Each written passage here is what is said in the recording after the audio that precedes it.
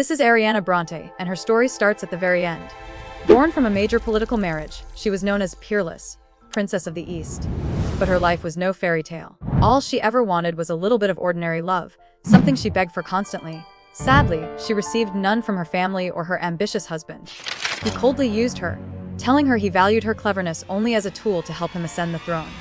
For him, she was just a pawn in his game for power. Blinded by desperation, Ariana clung to his sweet promises of love and a life together. He told her his palace would be her garden, and she believed him. Craving even a little warmth, she became his puppet, a tool in his ruthless quest for the throne. She did terrible things for him, securing his path to power. But the moment his rivals were gone, he betrayed her completely. Guards stormed in, declaring her a traitor for the very deeds he had commanded. She had been used and was now being thrown away. As guards held her back, Ariana screamed in disbelief. But the man she made king didn't even look at her. He was already celebrating with another woman. Her desperate pleas were completely ignored. All of Ariana's devotion and dirty work had earned her nothing but a one-way trip to a dark prison cell. There she was met by her older sister, Helena. Crying on the floor, Ariana asked what she did wrong. Helena just smirked, telling her pathetic sister that her very existence had always been the mistake. Helena just sneered, admitting she felt the exact same way. She confessed that every time she looked at Ariana, she felt disgusted. Ariana was a living reminder of the pathetic, forced marriage their mother had endured. A painful memory surfaced, a tiny, crying Ariana begging for attention, only for her own mother to push her away with cold indifference. Her mother's words echoed in her mind. That someone like her should never have been born, and that she should live as if she were already dead. It was only now that Ariana finally understood it all. Looking back, Ariana saw a life completely empty of warmth. A husband's love, the simple affection of family, these were things she was always denied. She realized just how foolish she had been. In the grim prison cell, she finally conceded to her sister, admitting Helena was right. Helena just laughed, mocking her for only getting it at the very end. She struck Ariana hard, then signaled for the final punishment to be carried out. Her last words were a cold reminder Ariana was never wanted by anyone. Helena's last command was simple: Ariana would repay the emperor's kindness by dying with his sins on her back. As Ariana faced her end, another woman appeared, sneering that if she were reborn, she should come back as an insect, good only as an animal's next meal. But as the platform was kicked away from beneath her feet, Ariana made a silent, desperate vow. If, by some miracle, she was given one more chance to live, she would never be anyone's fool again. In her final, desperate moments, Ariana made one last wish. But it wasn't for love or happiness. Instead, she begged the heavens to let no one ever love her again, rejecting the very thing that had caused her so much pain. This was no longer about being a victim, it was about vengeance. She vowed to make them all pay and never repeat her mistakes. The official report was a needle lie. The notorious Countess Ariana had taken her own life in prison on her birthday. Full of regret, her tragic story was officially over. With Ariana's story officially closed, the focus shifts to the Great Camellia Empire. A fragile peace is kept between the emperor and four powerful lords who hold the real power. In the east, there's the mighty Russell White, and in the west, the cunning Rodium Oblin. While the south stays quiet, the north is led by Cyrus Karha, the youngest lord in history. His reputation for beauty is legendary, making him famous across the land. A man as captivating as the moon itself. Cyrus Karha became the Lord of the North at a young age after his parents' questionable deaths, which the emperor ignored. While he appeared focused on a war against heretics, he was secretly building his forces, waiting for the right moment. When the third prince seized the throne, Cyrus made his move. He declared the North an independent nation, the Arcana Empire, and immediately declared war on Camellia. 2 years later, he had won. The traitorous Emperor Harold and Empress Victoria were dealt with for their crimes, and their defeat was put on full display for all to see. 2 years after Ariana's wrongful end, Cyrus Karha, the cold-blooded lord, would rise to become an emperor. In the original timeline, their paths never crossed. He was a conqueror, while she was a forgotten tragedy. But fate throws a massive curveball. By some unknown power, Ariana is sent hurtling 20 years into the past, long before her downfall. Now, in the dead of winter, a much younger Cyrus watches her from a distance. Their stories, once completely separate, are about to collide for the very first time. Ariana stands on a balcony, the winter air cold against her skin as snowflakes land in her hand. But this isn't a moment of peace. Her face hardens, her hand clenching into a fist as the memories flood back. In her first life, she took the fall for the crown prince's crime and was abandoned, left to meet her tragic end in a cold prison cell. Now, she's been given a second chance, returned to her childhood. Just as she absorbs this new reality, a voice cuts through the silence, calling out for her sister, Victoria. The voice belongs to her sisters, Victoria and Helena, chatting below. Victoria is buzzing with excitement about a party because the infamous Northern Lord is attending. But she's also a little scared, mentioning dark rumors about his ruthlessness, how he ignored a princess and a dancer met a terrible end just for approaching him. Helena calmly dismisses the stories as baseless gossip. From the balcony, Ariana grips the cold railing, her face grim. This isn't just a conversation to her, it's a memory flooding back from the past, the very winter when the whispers first began.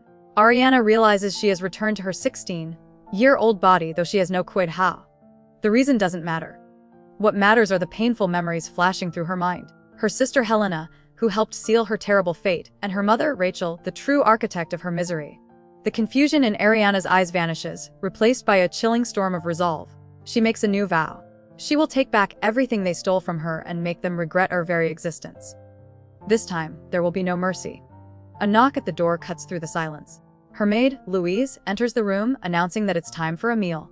She notes with false concern that Ariana hasn't eaten in 3 days and must be starving. Louise then presents a plate of food, but it's a disgusting, moldy mess. Her sweet facade cracks into a smug grin as she sneers about how merciful she is for serving a young lady with sticky fingers. But Ariana just stares coldly. She remembers this moment perfectly. It's that day.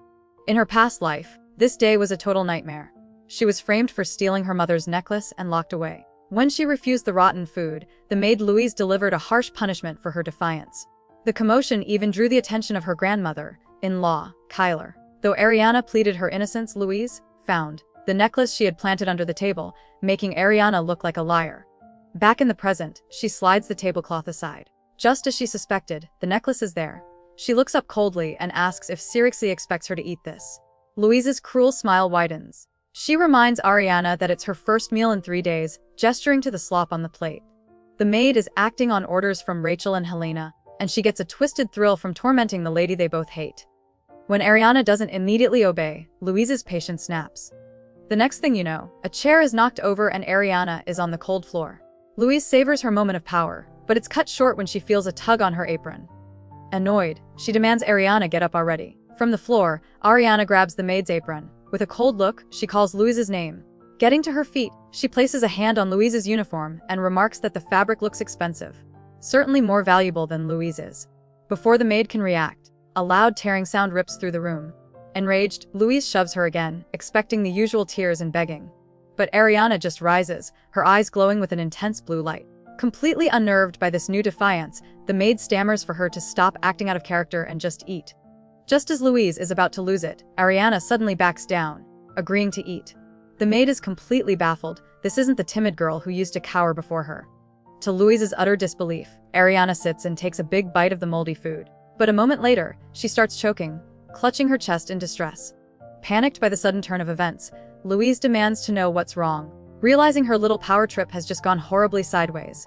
Ariana suddenly goes limp, crashing to the floor unconscious. This sends Louise into a full-blown panic. She shakes Ariana, frantically telling her to snap out of it. The maid is terrified. If her lady dies, she knows she'll be the one to blame for it. Realizing how bad this looks, she bolts from the room, screaming for help. But this whole drama had an audience. Watching from a high perch, Russell White dryly notes that the second daughter finally collapsed, while the infamous Lord of the North, Cyrus, looks on in silence. Russell White looks on with pity, calling Ariana a poor child. He remarks that back in his eastern territory, she would have been treated like a princess. He tells Cyrus to listen, but the Northern Lord has already made up his mind. Cyrus states that even if her parents are his family's enemies, the girl herself is innocent and clearly being mistreated. Stepping out from the shadows, he kneels and gently lifts the unconscious Ariana into his arms, a faint, knowing smile gracing his lips. Ariana wakes up, finding herself in a clean, proper bed for the first time in ages. A doctor has finished his examination and faces the family. He announces loudly that Ariana has food poisoning and is suffering from severe malnutrition. Looking directly at Duchess Rachel, he questions if the family is having financial troubles, publicly shaming her. But Rachel's formidable mother-in-law, Keeler Bronte, dismisses the doctor. Once he's gone, she turns her icy gaze on Rachel, demanding to know why her granddaughter has been living in such horrible conditions. Rachel tries to play it cool, telling her mother-in-law she only confined Ariana to teach her a lesson about thievery. Lying in bed, Ariana realizes this is her chance. Everyone in the house knows it's an absurd excuse, but her grandmother has been gone for years and doesn't know the truth. Just as Keeler seems to accept the lie, Ariana sits bolt upright. She interrupts her mother, declaring that she never stole any necklace. Rachel orders her to be quiet, but Ariana ignores her, pleading directly with her grandmother to believe her. Ariana plays her trump card, asking her grandmother if everyone dismisses her because she isn't the Duke's biological daughter. The room goes silent. This bombshell completely changes the game. Now deeply suspicious, Keeler turns on Rachel, demanding proof of the theft and a description of the so-called missing necklace. Before her mother can lie her way out of it, Ariana chimes in. She perfectly describes a priceless diamond necklace, a wedding gift. Then, she casually mentions the maid, Louise, causing all eyes to snap toward the terrified servant. Ariana lays the final trap, claiming Louise was just bragging about having dozens of diamonds. The terrified maid denies it, but the damage is done. Taking control, Keeler orders the other servants to search Louise immediately. The maid tries to bluff, shouting that she has nothing to hide. Her confidence shatters when another maid pulls the massive diamond necklace from inside her uniform. Both Louise and Rachel look absolutely horrified. As the truth is revealed for all to see, Ariana smiles. She did it. This was the first small victory in her new life. As Ariana realizes she can change her own future, the maid Louise drops to her knees. She frantically claims it's a misunderstanding and that Ariana framed her. But Keeler is absolutely furious. Declaring that she cannot forgive a thief who shows no remorse, she orders the guards to deal with Louise harshly and throw her out of the mansion. Panicking, Louise grabs Rachel and is about to expose Helena as the true mastermind. But Rachel screams her name to silence her. Helena then smoothly steps in, calmly telling her mother she will handle the maid's reprimand herself. Helena approaches Ariana's bed, looking defeated. Ariana watches her coolly, realizing the tables have turned. Now, it's Helena who is desperately trying to win their grandmother's favor, just as Ariana once begged her for affection. A flashback reveals the family's dark history. Rachel, a princess from the West, fell in love with Jacob Brandt. However, his mother Keeler strongly opposed their marriage. To finally win approval, Rachel was given a twisted mission: marry the Eastern Lord, give birth to his child, and leak all his secrets before returning divorced. Watching her mother's desperate past play out, Ariana sees a painful reflection of herself. Just like Rachel, she once would have destroyed everything simply to be loved. But not anymore. She makes a silent vow that she will never throw her life away for affection again. Unseen by the family, two powerful figures watch the drama unfold. Juliana Robenta is impressed by the show of karma while the Northern Lord Cyrus Kara is intrigued. He notes that for a 16-year-old, Ariana's eyes hold a wisdom far beyond her years. Watching from afar, the Northern Lord Cyrus Kara is totally captivated by Ariana.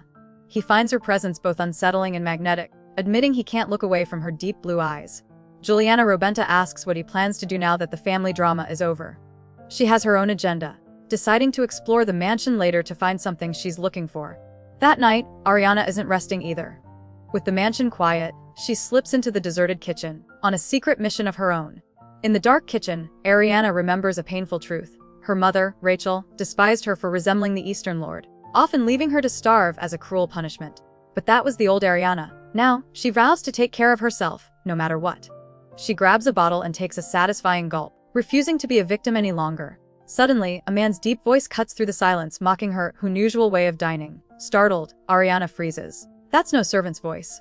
A complete stranger just caught her red-handed. Ariana spins around to face the intruder. The man simply flicks his fingers, and instantly, glowing ice crystals burst into existence, lighting up the entire kitchen. She gets a clear look at him now: platinum hair, skin as white as pearls, and piercing red eyes. It all clicks into place. This isn't just some noble, he's an ice mage. There's only one person it could be. Her eyes widen in shock as she recognizes the infamous Lord of the North, Cyrus Karha, who stands there with a smug look, wondering why he's here. Before her fateful meeting with Cyrus, Ariana moved through the shadows of the Brandt mansion. She confirmed that her grandmother, Keeler, was now completely ignoring her, which was all part of the plan. Time was running out, she only had a few months. She vividly remembers her previous life, where her mother, Rachel, married her off to Viscount the moment she turned 16, all to expand the family's power. The horrific memories from that life give her strength. She makes a solemn vow she will escape this mansion before they can sell her off again. Ariana knows exactly what she needs to escape this nightmare: the power of the Eastern Lord, Russell White. The problem? He's her biological father, a man she's never even spoken to. She recalls seeing him just once in her past life, and his expression said it all. He absolutely despised her for being Rachel's daughter. But even that doesn't discourage her. Ariana is confident, declaring that she has a plan to make even a man who hates her accept her, turning his power into her ultimate shield. Ariana's plan is all about politics. She knows her mother was just a chess piece sent by the Western Lord to keep her father, the Eastern Lord, in check. That bitter rivalry is her key. Since Russell White already despises the Western Lord for damaging his reputation, Ariana will deliver her grandfather's weakness right to his doorstep. She doesn't need his love, only the official status as his daughter. As she reaffirms her goal, Cyrus's voice cuts through the silence, sarcastically noting that she has a strange way of eating and a big mouth. Ariana's blood runs cold. Leaning casually in the doorway is none other than Cyrus Karha, the infamous Lord of the North. She'd heard rumors he was in the area but never imagined they were true. This man is a total ghost from her past life, someone she'd only heard terrifying stories about, stories that always involved bloodshed. Now this legendary figure has not only snuck into her family's mansion, but has grabbed her arm. Her mind spirals as she realizes this unexpected encounter could be the worst thing to ever happen to her. Ariana's mind races. This man could easily get rid of her to keep his presence a secret. But a strange calm washes over her as memories of her tragic past surface. She's already died once. This second life is just a bonus, so there's nothing left to fear. Instead of panicking, she greets him with shocking formality. Cyrus, taken aback, demands to know how she recognized him. Ariana coolly explains that his signature silver hair and red eyes are exclusive to the Kara family, making his identity as the Northern Lord unmistakable. Cyrus leans in, acknowledging the rumors of her beauty are true, but he's more interested in why her heart isn't racing at all. Ariana is completely thrown off. She expected threats, not this bizarre mind game. She tries to dismiss him with a polite dinner invitation, but he sees right through her act, calling her out for saying things she doesn't mean. When she suggests they both just forget this ever happened, he simply calls her perceptive, making it clear he isn't going anywhere. Now she's truly stuck with the dangerous Northern Lord. Cyrus closes the distance, intrigued by her strange calm. He points out that neither fear him or desperately try to impress him. But Ariana is different, she does neither. As he looks deeper into her eyes, he doesn't see a knave girl. Instead, he sees a gloomy darkness swirling within. It's like staring into a blood-red lake, a reflection of the immense suffering she carries from her tragic past. This girl is far more complicated than she appears. A strange thought hits Ariana. Cyrus is only 20 years old. What could he have possibly experienced to carry such a heavy darkness in his eyes? It's a silent, shared understanding between them. Suddenly, she snaps back to reality, realizing she's been holding his hand this entire time. Panic floods her mind. The rumors say he eliminates any woman who bothers him. But instead of getting angry, Cyrus just smirks. He leans in, teasingly asking if his eyes were so attractive that she simply couldn't help but reach for them, leaving her utterly speechless. Trying to regain her composure, Ariana tells Cyrus he's nothing like the rumors and attempts to leave. But he's not done with her yet. In a flash, he pulls her back into the shadows, his hand covering her mouth as two maids walk by, gossiping. Once the coast is clear and drops a bombshell, he finds it strange how well she's treated, considering she's the child of the former Duchess. Ariana is completely floored by this revelation, realizing his hand is ice cold against her skin. The maids' gossip echoes Cyrus's bombshell revelation. They whisper about how the Duke divorced his first wife, a simple country noble, to marry the current Duchess. As their footsteps approach, Ariana's mind races. Being found alone with a strange man would be a disaster. Her stepmother, Rachel, would seize any chance to make her life a living hell. The maids open the door to their hiding spot. In a split second, Cyrus pulls Ariana deeper into the shadows, his hand firmly over her mouth. The maid Louise strolls in, mentioning she found the chocolate she was looking for. For a heart-stopping moment, she looks right at them, and then walks away. Ariana is completely baffled. She knows the maids are paid by her stepmother, Rachel, to find any excuse to punish her. There's no way Louise didn't see them. Something isn't right. Ariana is completely baffled. How could the maid look right at them and see nothing? Then it hits her. This has to be the famous magic of the Lord of the North. Cyrus must have used his power to conceal them. Before she can react, he leans in close, whispering that he's done her a favor and now she owes him a debt. But Ariana isn't intimidated. She fires back that she never asked for his help. Cyrus simply states that since this is their first meeting, she should remember this lesson for the future. Ariana is completely on guard. His actions feel like some cheap trick to charm a woman, but his cold, red eyes tell a completely different story. She cuts straight to the point, asking what he could possibly want from her. Cyrus just scoffs, asking what a neglected girl like her could offer. He points out that for a first meeting, she seems to know him surprisingly well. He leans in closer, dropping a bombshell question. Isn't she curious why her mother favors her sister Helena? But this doesn't surprise Ariana. She already knows that dark secret. Ariana's mind races. How does this man know so much, and what are his real intentions for being here. Before she can figure it out, Cyrus drops the secret he's been holding over her head. Helena is Rachel Bronte's biological daughter. Realizing she has to play dumb, Ariana puts on a show of utter disbelief, grabbing him and demanding an explanation. Unimpressed by her act, Cyrus notes her lack of genuine curiosity, but decides to spill the details anyway. He reveals that back when Rachel's marriage to the Lord of the East was being arranged, she was already pregnant with Jacob's child. Cyrus continues the shocking tale, explaining that Rachel was so desperate she declared she'd rather die than give up her baby. Faced with this, a twisted plan was set in motion. A poor noblewoman was forced to marry Jacob, pretend to be pregnant, and raise Helena as her own. Meanwhile, Rachel went through with her political marriage to spy on the East. When her mission was done, Jacob's fake wife met a tragic end in a carriage accident, clearing the way for him and Rachel to finally reunite and have their second daughter, Victoria. Cyrus finishes his story, explaining that Helena was the painful secret Rachel had to abandon in the countryside. Still playing her part, Ariana asks why he's telling her all this. He just smirks, admitting he's interested in what she plans to do next. Trying to get away, she dismisses herself as a powerless woman and thanks him for the once in a lifetime honor. Cyrus calls her bluff, asking if she never wants to see him again. As she turns to leave, he stops her cold by calling her the second daughter of House Bronte. Ariana freezes in place. The title, second daughter of House Bronte, echoes in the room. In her tragic past, that was the one thing she craved, a sign of acknowledgement she never got. But now, she understands the bitter truth that title was never meant for her. Snapping out of her memories, she tells Cyrus with cold certainty that she is neither a Bronte nor a noble lady. Unfazed, he simply asks what he should call her then. With a final, dismissive glare, she tells him to call her nothing at all. Ariana coolly adds that there would be no reason for him to call her anyway. With that, she turns and walks away, leaving Cyrus standing alone in the cold. Suddenly, his aide rushes over, grabbing his arm and demanding to know what he just did. The aide is completely baffled, scolding Cyrus for going into a kitchen uninvited, chatting with a lady, and then using concealment magic for no apparent reason. Annoyed by the lecture, Cyrus covers his face. His aide, thinking he's lost his mind, places a hand on his forehead. Cyrus's aide questions if he's sick, but he sharply dismisses her concern, insisting he's fine. Annoyed, she demands to know why he's acting so strangely. With a slight smirk, Cyrus looks off into the distance and declares that Ariana has value. The aide is completely confused. Why is he spilling secrets instead of using threats?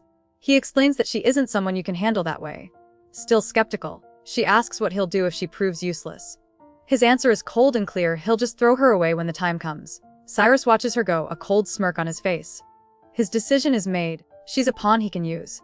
The scene shifts back to the Bronte mansion, where the atmosphere is just as chilly. Helena, Ariana's older sister, is walking through a grand hall when she's stopped by another voice. It's the third daughter, Victoria. With a deceptively sweet smile, Victoria asks if Helena got in trouble with their mother. She then innocently asks how her older sister is feeling, her true intentions hidden behind a look of fake concern. Helena glares, not buying her sister's act for a second. But Helena snaps. She jabs a finger at Victoria's chest, furious. She accuses her sister, revealing it was Victoria's idea to give Ariana spoiled food as a cruel joke. The prank backfired when Ariana collapsed and tattled to their grandma, getting Helena in trouble. With a twisted smile, Victoria denies it, saying she only suggested that leftovers were a better fit for Ariana. Victoria drops her sweet act, her smile turning into a nasty smirk. She mocks Helena for feeling wronged, then declares that this whole mess is Ariana's fault. She points out that thanks to Ariana, Helena is now short a maid and totally inconvenienced, while their sister is probably living it up in a fancy new room. Victoria's anger boils over as she questions why Ariana couldn't just stay in the East, but her rage vanishes instantly as she spots a portrait of Cyrus. Gazing at his picture, she giggles that his handsome face makes her feel better. As Victoria fawns over Cyrus's portrait, she's joined by another powerful noble, Juliana Rabenta. Juliana plays along, wondering aloud if Cyrus is as handsome in real life since portraits can be deceiving. The talk shifts to his visit, which Juliana confirms is happening only because Victoria begged their mother for an invitation. Victoria then puts on a fake sad face, saying she feels bad for Ariana. She knows Ariana would want to attend but has no pretty clothes or proper manners.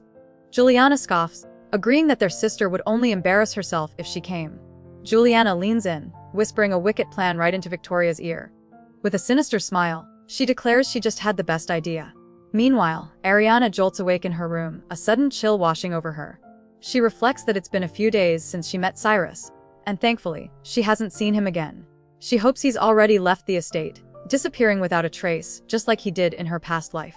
Wrapping her arms around herself against the cold, she steels her nerves, knowing that the big day is finally tomorrow. The so-called garden party at the Bront estate is tomorrow. Ariana knows it's just an excuse to gather in the massive greenhouse because of the cold. The real reason. It's all for her sister Helena. With Helena's debutante ball just months away, their mother Rachel is setting her up to build connections with powerful families. Ariana remembers that in her past life, this plan worked perfectly.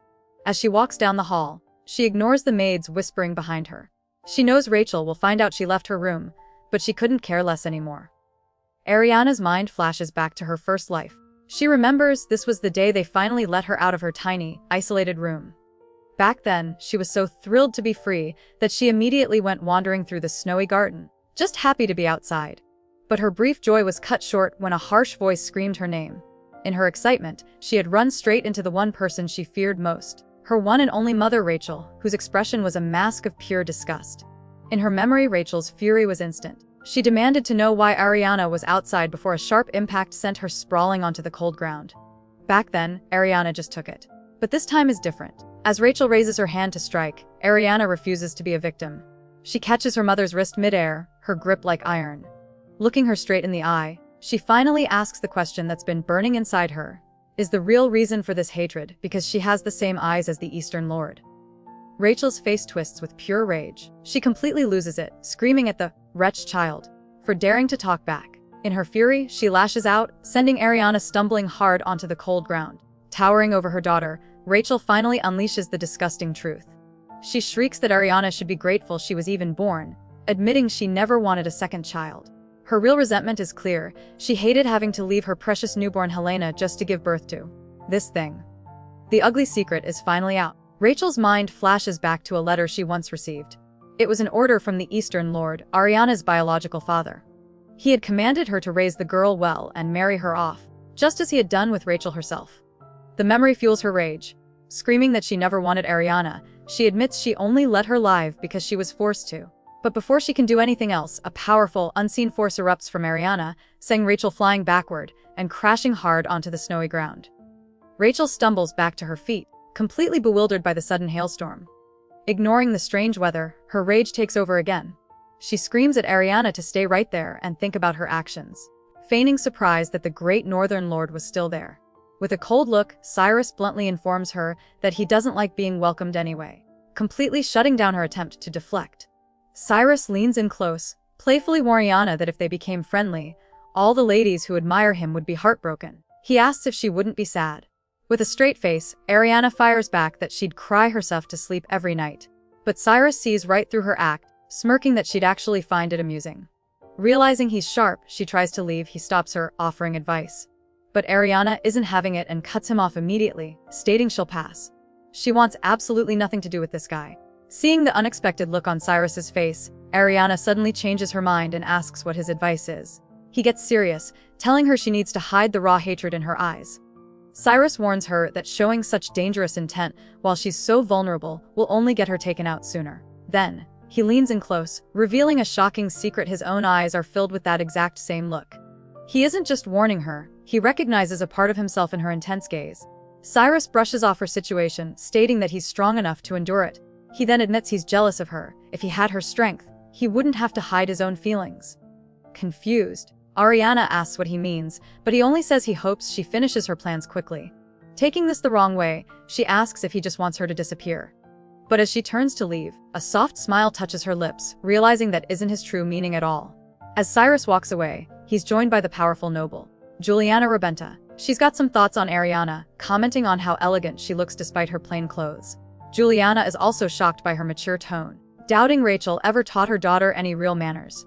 When she points out that Cyrus helped Ariana again, he simply claims it's a favor. But his real thoughts are cold and calculating. Helping her now will just make it easy to use her for his own plans later.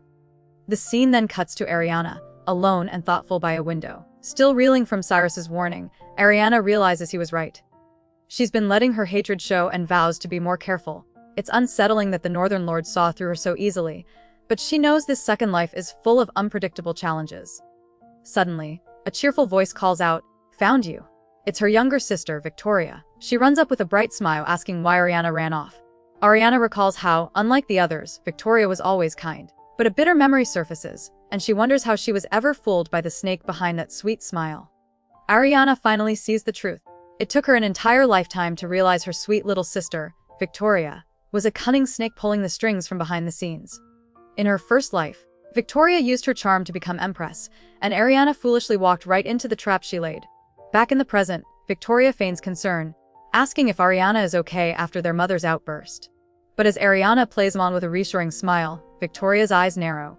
She notes that Ariana seems different. Ariana instantly tenses, worried that her calm demeanor has already exposed her. Thinking fast, Ariana decides to play the part of a clueless, innocent girl. She feigns insecurity, wondering aloud if acting more mature would please their mother. Victoria immediately pulls her into a comforting hug, spinning a tale about how everyone likes Ariana and that their mother's strictness is just a sign of high hopes. But Ariana isn't buying it for a second. In her mind, she sees the real Victoria, a manipulator who thinks she's dealing with a naive child. Ariana makes a cold vow. Victoria is still immature, and before she grows up, Ariana will ruin that sweet facade. Her chance will come. Victoria immediately begins her scheme, scolding Ariana for her lack of tea etiquette. She claims the proper way to drink hot tea is to pour it into the saucer and slurp it loudly to show appreciation. Ariana remembers this exact trick from her past life, a setup that led to her public humiliation. But this time she knows better. Playing along, Ariana agrees, but internally vows that things will be different. She will not be trampled on so easily again. With a determined glint in her eyes, she thinks about the party tomorrow. Ariana jolts awake, gasping for air. She's trapped in a nightmare, a vivid memory of the party from her first life. The cruel whispers of the nobles still echo in her mind, mocking her dress and calling her a disgrace. She remembers falling for Victoria's tea trick, slurping from the saucer like a child. Instead of defending her, her mother Rachel simply told everyone she was an unruly daughter who refused to learn. All Ariana wanted back then was to be loved, but her desperate wish only led to complete and utter public humiliation. A haunting memory floods Ariana's mind, taking her back to a party from her first life. She hears her sister Helena's voice chiding her, saying she could have just held back for one day. The feeling of being publicly humiliated is overwhelming. Ariana suddenly jolts awake in her bed, gasping for air. It was just a nightmare, but the memory was real. She remembers everything clearly now. On this exact day in her past life, her sisters tricked her into showing up at the party dressed like a country girl, turning her into a laughingstock. In her past life, Ariana was a fool. All she could do was cry as everyone pointed fingers and treated her like a problem child. But this time is different. Her eyes blaze with a new fire as she decides that if she has no one on her side, she'll just have to make an ally herself. Her plan is simple. She needs to get the attention of Duchess Juliana Rebenta, the most powerful noble in the capital. Ariana sees the Duchess as the perfect stepping stone to escape this mansion and change her fate. Ariana steels her resolve, absolutely determined to seize this new opportunity. Meanwhile, lavish carriages line up outside Duchess Rebenta's estate for the grand party. Elsewhere, Victoria Bront finds the infamous Lord of the North, Cyrus Karha. She playfully suggests he should crash the party, telling him everyone's shocked faces would be priceless. Amused, Cyrus asks if she really expects him to do something so tedious just for her entertainment. Victoria simply grins, saying it's a nice sacrifice to make for a friend. High above the estate, the Lord of the North, Cyrus, watches from a tree. His companion questions him, asking if he's going to see Ariana and pointing out that he clearly wants to help her. Cyrus scoffs at the idea, asking why he would bother. He states that he has no intention of playing babysitter. Meanwhile, inside, Louise the maid brings Ariana a hideous yellow dress and orders her to go back. As the party gets started outside, Cyrus looks on with a smirk. He believes she will be just fine without him interfering. Duchess Juliana Rebenta, the powerful noble Ariana needs, has arrived. After a brief greeting, she immediately asks about the second daughter's whereabouts. Thinking fast, Rachel lies Ariana is feeling unwell and won't be attending. But her older daughter, Helena, ruins the plan by cheerfully announcing that Ariana will be there soon. Rachel is furious at her daughter for contradicting her in front of their important guest. Just as the awkward tension builds, a cascade of brilliant blue hair appears at the top of the stairs. The show is about to begin. Ariana makes her entrance, not in a dazzling gown, but in a simple, brown dress that stuns the crowd. Her mother, Rachel, is furious, internally raging at her daughter for showing up dressed so plainly. She quickly confronts Ariana, reminding her that she was supposed to be sick. Unfazed, Ariana calmly apologizes for being late, cleverly adding that no one bothered to tell her when the party was starting. The bold statement leaves her mother speechless as the powerful Duchess Juliana looks on, intrigued by the unexpected drama. Rachel is absolutely losing it. She internally fumes, wondering what happened to the ugly dress Helena had picked out for her. She's even more furious that Ariana didn't bother to cover the marks on her face. Before Rachel can kick her out, her older sister Helena grabs Ariana's arm. She smirks, saying that standing next to her shandy little sister will only make her look prettier. Instead of getting upset, Ariana looks her dead in the eye. With chilling calm, she addresses her as My Lady, a formal title, not one for a sister. The crowd is stunned into silence. The powerful Duchess Juliana steps forward, putting everyone on edge. With a curious Ariana if she was truly sick and where she found such old clothes. Unfazed, Ariana calmly replies that she isn't sick, just hungry. She reveals the marks on her wrist, explaining that this is her only dress and the maids insisted she attend. The crowd explodes into whispers, questioning if she's even a real Bronte. Furious, Helena steps in, accusing Ariana of lying just to make their mother look bad. Suddenly, the third sister, Victoria, steps in, telling Ariana she's gone too far.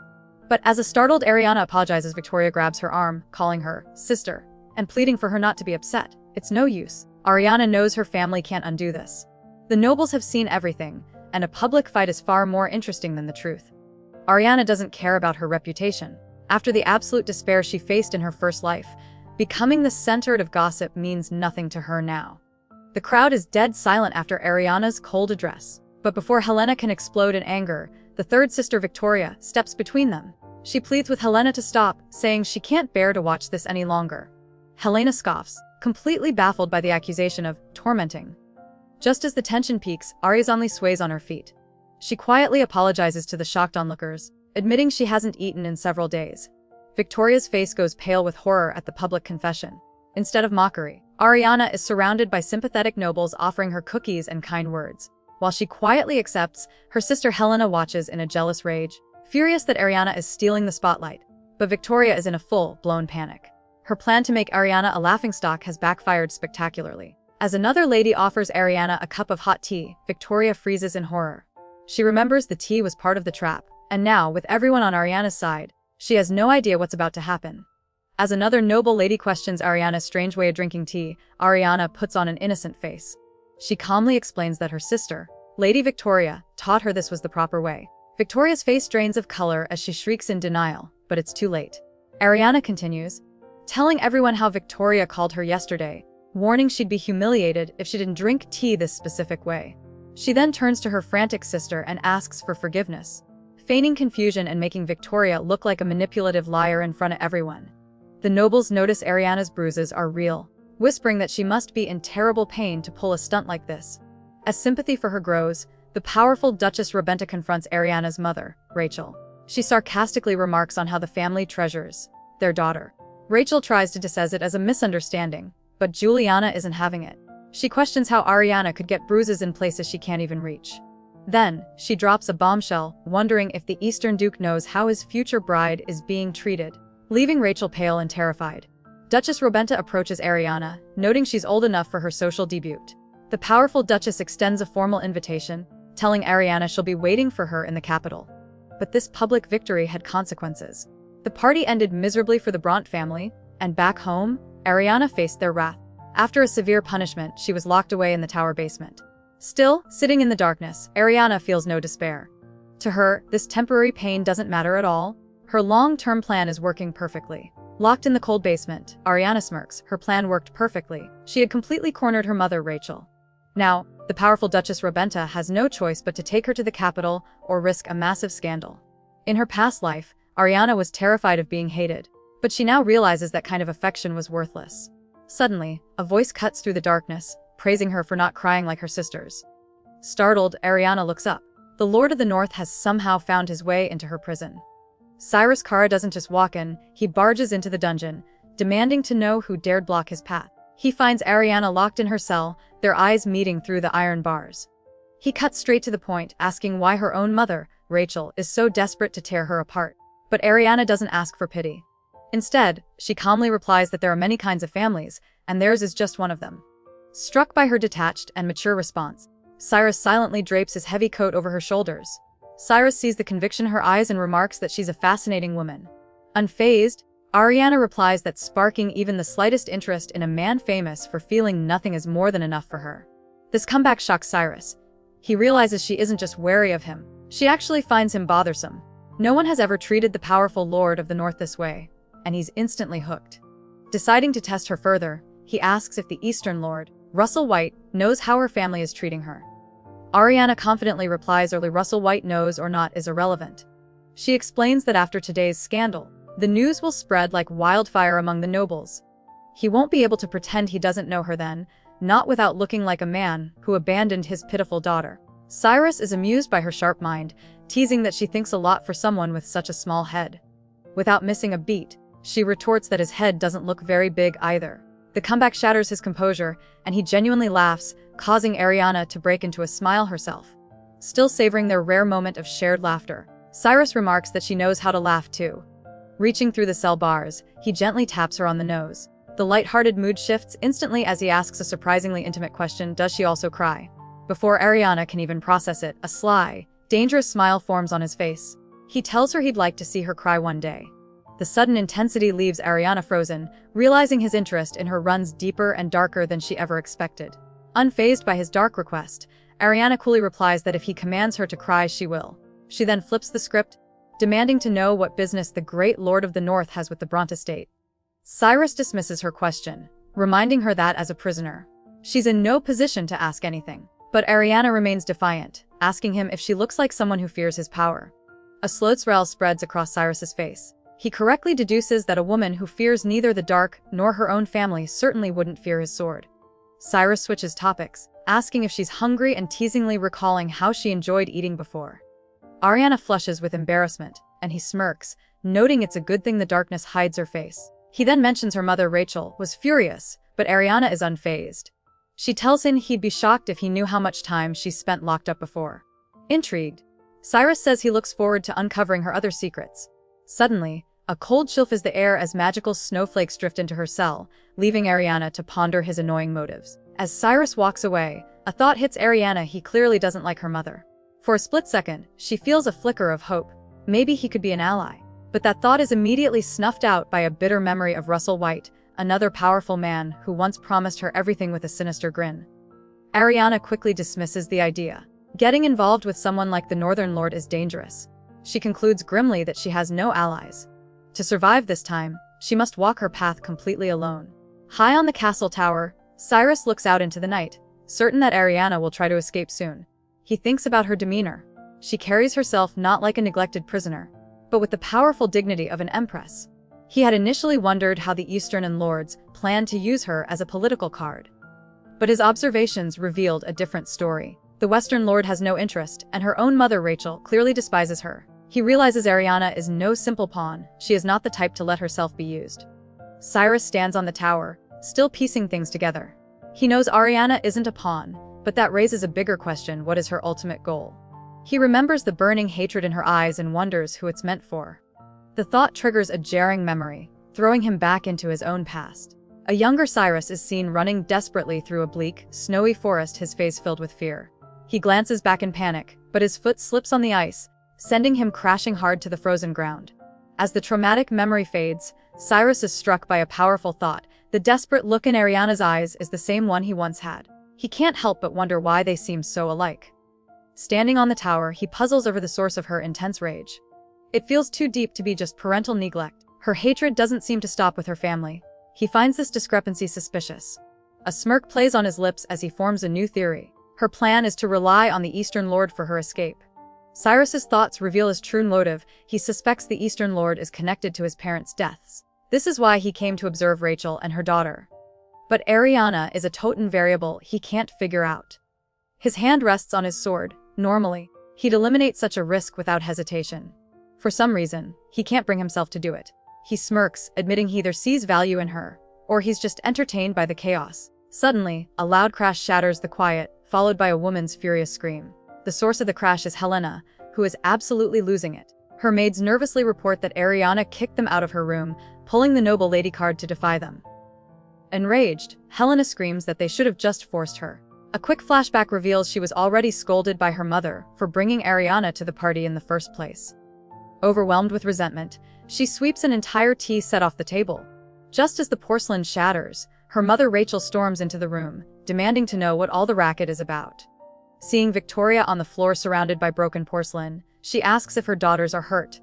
Victoria starts to explain Helena's outburst, but quickly gives up, knowing it's useless.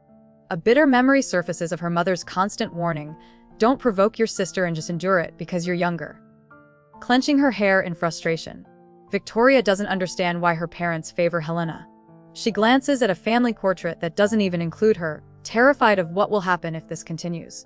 Victoria's mind spirals into a full-blown panic. She pictures a horrifying future where her mother suddenly starts to like Ariana, leaving Victoria to take her sister's miserable, discarded place. The thought is so unbearable that she lets out a cry of frustration, clutching her head as the maids watch in shock. She blames Ariana for everything going wrong, but through her anger, a new thought emerges. This isn't just in her head, Ariana has truly changed and Victoria has no idea why. Meanwhile, things take a dark turn in the estate's dungeon. Two of Victoria's maids are thrown into a grimy cell by guards. They desperately plead for mercy, admitting they were wrong and promising never to repeat their mistake. But the guards are unmoved, shouting that it's an order from Lady Victoria, and they need to get in quietly. The heavy iron door slams shut, leaving the maids to scream for help behind the bars. Just outside the cell, Ariana watches the scene unfold with an unnerving calm. She recalls her past life, where Victoria always acted kind to the servants to maintain her perfect public image. But now, that mask is gone. Listening to the maids' terrified cries from their cell, she lies on the cold dungeon floor. They may be scared, she thinks, but at least they have each other. She reassures herself that she's okay. She's used to being alone. On lonely days like this, she used to escape into dreams. As Ariana lies on the cold floor, she drifts into a familiar dream. Her father, Jacob, rushes in like a hero, shouting her name. He wraps her in a desperate hug, calling her his beloved daughter and promising to protect her from now on. This was the fantasy she always clung to. A dream where she finally received the love she needed. But the fantasy shatters when a hand roughly grabs her arm. Her father is actually here. Looking up with cold eyes, Ariana addresses him not as father, but as my lord. She declares that she no longer needs a so-called love and will never beg for affection again. As her father's shadow fades, Ariana tells herself that this abandonment doesn't bother her. If she starts crying now, she'll just end up reliving her tragic past all over again. Lying on the cold floor, she thinks that hunger is bearable, but thirst is much worse. Suddenly, a figure stands over her. Looking up, she calmly asks if he's surprised she's still here. A lantern's light flares up, revealing the Lord of the North, Cyrus, looking down at her in the darkness of the dungeon. Cyrus offers her a water skin and bread, telling her not to overthink it. It's just a drink. Confused by this unexpected kindness, Ariana asks why he's helping her. He looks down at the abandoned girl on the cold stone floor and states a simple truth: her life has been cruel. The words land with shocking weight. For the first time, someone actually sees her suffering. This stranger understood the sorrow of her miserable existence in a way her own family never did. Cyrus's kindness triggers Ariana's old fears. A dark voice in her mind asks if she's really going to fall for empty words and fake emotions all over again. But she fiercely rejects the thought, declaring that she has changed and won't be fooled.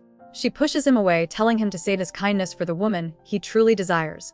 Amused, Cyrus asks if she means the treasured daughter of House Bront who hung up his portrait. He casually wonders where she might have gotten it from, leaving Ariana to ponder his words in the dark. Cyrus asks what she'd do if she knew was behind the portrait. With ice in her voice, Ariana states plainly that she would kill them. A dangerous glint appears in his red eyes as a blue aura flares to life in his hand. He raises the stakes, declaring he'll eliminate everyone involved. The painter, the seller, and even the admirer. Ariana is shaken, realizing the rumors of his cruelty were all true. She wonders if he knows she bought it. When he points out her silence, she sarcastically calls him reserved, earning an amused smirk. Cyrus leans in, asks to take everything he's said at face value. Even his cocky line about making women's hearts race. Without a hint of fear, Ariana agrees. But then, she completely flips the script. She boldly places a hand right on his chest, looking him dead in the eye. With ice-cold confidence, she asks if his heart races for her, too. A spark ignites between them as the powerful Lord of the North is caught off guard by her sheer nerve, a flicker of surprise crossing his face. Back at the Bront mansion, Ariana's father, Jacob, is having a full-blown meltdown. He screams at Rachel, furious that she's downplaying the disaster at the garden party. He reminds her that the Western Lord's daughter and powerful nobles from the capital were there to witness the whole mess. While Jacob panics about his ruined reputation, Rachel's anger simmers for a different reason. A chilling thought crosses her mind at that party. Ariana was like a completely different person, and that change could spell trouble for her plans. With Jacob still freaking out, Rachel's mind goes to a dark place. She decides this defiance can't continue. Ariana's spirit must be crushed again. With her daughter acting so boldly, taking her into high society is completely out of the question. Rachel reassures her husband that she'll handle it, a terrifyingly cruel grin spreading across her face. Later, she confronts Ariana, telling her that she'll pay dearly for her disobedience. Her hands move to Ariana's throat in a cold, brutal warning, declaring that this punishment upon herself. Cyrus is completely thrown off by her audacity. Still holding his gaze, Ariana confirms that of course her heart is racing. With a slight smirk, he points out that her stoic expression doesn't really sell it. She coolly explains that she was never taught how to make the right faces like a proper lady, but he should trust her. Before she can state the consequences of lying, Cyrus cuts her off, finishing her sentence for her. If her heart wasn't racing, he guesses, she would die, right? His smirk widens, clearly enjoying her nerve. With a faint, knowing smile, Ariana confirms that he understands the game they're playing. Cyrus leans in, completely captivated by her. He muses that some men would do insane things just for a woman's smile, then asks if she's the same way, giving a vague, "Who knows?" She doesn't give him a straight answer. Cyrus smirks, telling her that he knows her smile could be a powerful weapon. He finishes with a bold claim: if she ever learns to truly wield it, she could probably take over the entire world. Cyrus smirks, impressed that she's so quick to catch on. He playfully adds that even he hasn't managed to claim the world just yet. As he releases a lock of her hair, he vanishes in a flash of light, leaving her completely alone. Ariana shivers, wondering if he's hiding nearby like he did before. But when a tray of food appears, her system kicks in immediately. She knows a man with his power doesn't offer kindness for free. He definitely wants something from her in return for this small mercy. Ariana knows this is a test and refuses to be a pawn, smacking the food tray to the ground. She won't fall for his fake kindness. From outside the cell, Cyrus watches her every move, completely baffled. He knows being locked up is one thing, but a real prison is another. For her to stay so calm without even a sip of water is just impossible to him. Suddenly, a strange magic surrounds Ariana. The next thing she knows, the cold stone floor is gone, and she's plummeting through the open sky elsewhere. Cyrus meets up with his vice commander, Noah, in the forest. He asks for a report, and his subordinate confirms that the capital nobles have already bailed on the Western Territory. They've figured out the whole banquet is just a fancy stage for the first princess's debutante ball. The man tries to mention Sir Isaac drinking out of boredom, but Cyrus quickly cuts him off, uninterested in such trivial matters. He dismisses the man, who then asks if they will be returning to the Northern Territory now. Cyrus declares they aren't returning north just yet. His subordinate immediately asks if his decision is because of Lady Bront, which instantly annoys Cyrus. He demands to know who started that rumor. A female knight reveals it was Sir Isaac, who gossiped that their lord was about to get a wife. She then promptly smacks her partner for his loose lips. The man comically begs for his life, but she just calls him a fool. Ignoring their antics, Cyrus states they've come too far to leave empty-handed as he stares toward the distant palace. Cyrus makes up his mind they aren't leaving just yet. He gives his men the order to wait one more week. Elsewhere, Ariana finds herself unceremoniously on the pavement outside the tower. She blinks against the bright sun, realizing she's been locked up for about 4 days. A sweet voice calls out to her. It's her older sister, Helena, approaching with a gentle smile. She says Ariana must have been through so much, then slyly adds that she and their mother a hard time because of her actions. Helena places a hand on Ariana's shoulder, her voice dripping with fake sympathy. She claims it broke her heart, saying she never realized how much her sister was suffering. Playing along for now, Ariana just quietly thanks her. As they walk, Helena reveals a surprising plan: a tailor is coming tomorrow to make a new dress, and then they'll go shopping for jewelry. This sudden kindness is a huge red flag for Ariana. She questions her sister's true motives, realizing her own actions have completely changed the timeline from her first life. Helena's sweet facade cracks as she asks why Ariana looks so unhappy. She wonders if her sister dislikes the new dresses and jewelry, but all Ariana sees is a venomous snake behind that fake smile. Playing along, Ariana just says she's too hungry and thirsty to think. This gives Helena the perfect opening to act concerned. Realizing her sister hasn't eaten in days, she orders Ariana to her room, promising food will be sent. As the door shuts, both sisters think about how they only have each other, a lie they both seem willing to play for now. Back in her old room, Ariana is genuinely surprised. She expected to be thrown back into a tiny closet, but instead, she finds a space is just as she left it. It's like a time capsule, untouched and forgotten. Even the out-of-fashion jewelry they once made her wear is still sitting on the vanity. A knock at the door interrupts her thoughts. A maid she doesn't recognize wheels in a food cart. Curious, Ariana asks for her name. The girl smiles politely and introduces herself as Rosalind. As Ariana observes the new maid, she realizes the girl is clueless about her terrible reputation. This is perfect, she's exactly the kind of pawn Ariana needs. Getting straight to business, she asks the maid to pull off a risky favor, sneak out of the manor, and find a traveling merchant. To seal the deal, Ariana offers a flashy ruby brooch as a down payment, promising 2 more if the job is done right. The maid takes the jewel, agreeing to meet her at the manor's back gate in 2 hours. The plan is in motion. A proper meal sits before Ariana, a luxury she was always denied. A painful memory flashes through her mind, being forced to eat moldy scraps, told that even this was too good for her. She even recalls her own father adding to the humiliation, pouring a drink over her head as she sat helpless. But that was then. Today she eats the fresh food calmly. Each bite is a deliberate act of defiance against her past tormentors. With a cold, determined look, Ariana knows exactly what she needs to do. Her plan is simple: sell her sister's forgotten, fashion jewelry to fund her escape.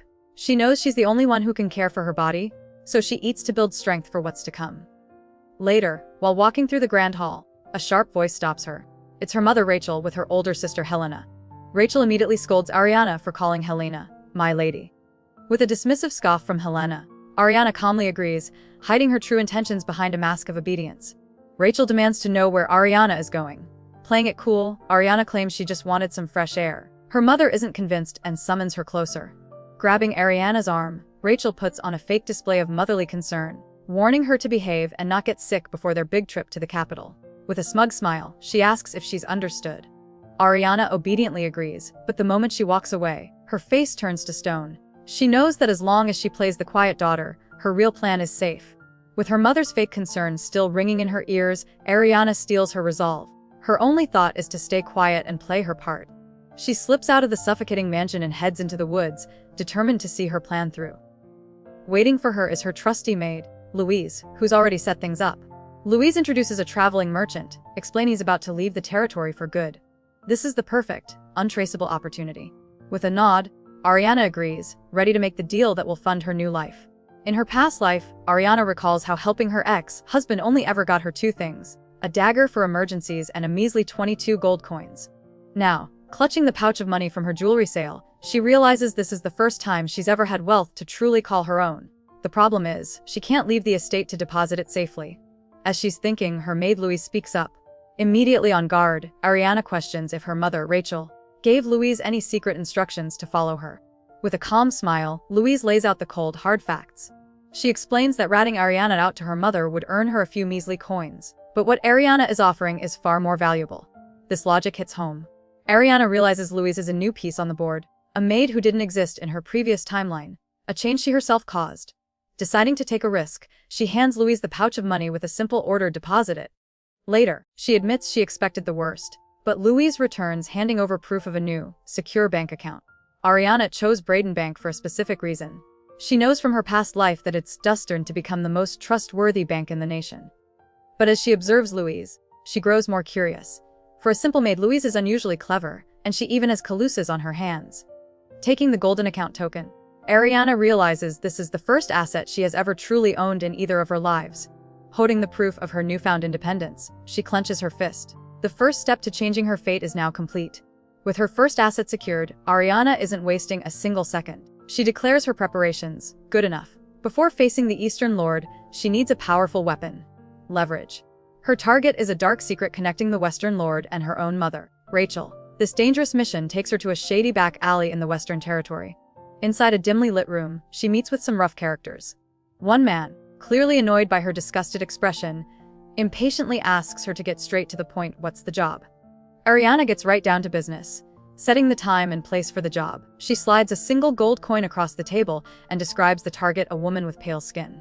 The deal: 5 times the initial payment if he does it right. The man smirks, immediately recognizing the description as Ariana herself, the infamous second daughter of House Bronte. Before he can get cocky, Ariana cuts him off with an icy glare. She reminds him that in this territory, an order from House Bronte is an absolute command. Back at the Braun estate, Ariana is suddenly getting the princess treatment. Her new maid, Rosalind, is serving up delicious meals and just brought her a stunning new dress. But our girl isn't buying this sudden change of heart for a second. She hears that her mother, Rachel, is hosting a tea party and immediately connects the dots. This isn't kindness, it's just a scheme to make her presentable for the social season. Feeling Rosalind's watchful eyes on her, Ariana knows the maid has an ulterior motive and calls out her name. With the maid's attention secured, Ariana lays out a secret mission. She gives a strict order: no matter what happens today, and no matter who asks questions, the maid is to remain completely silent. To ensure her cooperation, Ariana promises generous compensation even if nothing happens at all. Her final intense instruction is to simply watch what she does after her mother summons her. The maid's eyes sharpen as she takes in the command. She understands perfectly. A new, dangerous alliance is being formed right under the Duchess's nose. As expected, Ariana is called before her mother. Rachel greets her with a hollow compliment about the dress before revealing her true intention. She claims to have bought something special in town and insists on doing Ariana's makeup herself. With a chilling smile, Rachel begins her work, treating her daughter like a doll she can decorate in control for the upcoming party. Ariana plays along perfectly, her cold eyes watching her mother's every move, knowing the performance has just begun. The trap is officially being set. Rachel works on the makeup, thinking to herself how disturbingly cold her daughter feels. For Ariana, the touch isn't just cold, it's chilling. It brings back a horrifying memory of hurts in her past life, the feeling of something sharp and unforgiving against her skin. After a moment, Rachel steps back, announcing that it's done and that Ariana looks pretty. Looking at her reflection, Ariana can't deny she's beautiful, but she also knows her mother's fake affection has only managed to make it all look cheap. With the makeup done, Rachel lays the final piece of her trap. She asks Ariana for a small favor: to retrieve a necklace she supposedly left at a secluded pergola deep in the forest. The lie is paper thin, but Ariana plays her part flawlessly, agreeing immediately. As she walks away, a chilling memory of her past isolation strengthens her resolve. With the bait taken, Rachel turns to the maid, confirming that all the noble ladies have gathered. The stage is now set for her daughter's downfall. With the trap set, the real party begins. Following her mother's instructions, Ariana walks toward the secluded pergola in the forest. Suddenly, a man's voice cuts through the quiet, complimenting her sharp senses. She immediately recognizes him: Ronder, a notorious scoundrel famous for his bad reputation with noblewomen. As he smirks, she wonders if she made her part in this trap too obvious. He tells her not to be so wary and takes a confident step closer, cornering her exactly as her mother had planned. The game is on. Ronder grabs Ariana's arm, refusing to stop and saying he has too much to gain from this. But before he can react, he cries out in pain. A sharp sting hits his arm as blood begins to spray. Surprise! Ariana was holding a dagger the entire time. He tries to intimidate her, boasting this his first time forcing himself on a lady. But Ariana's eyes turn to ice as she reveals this isn't ever her first time either. With a single swift motion, she drives the blade home, leaving him reeling in shock. Standing over the whimpering Ronder, Ariana coolly asks how much her mother paid him. The price for her ruin: a measly 6 gold. She offers to double it if he walks away, warning him that things will get much worse if he lays a hand on her. But Ronder gets a greedy look in his eye. He scoffs at her offer, realizing that forcing a scandal and becoming her husband is a much bigger prize. Meanwhile, Rachel puts on a smile and invites the ladies for a walk, leading them straight toward the pergola to witness the show.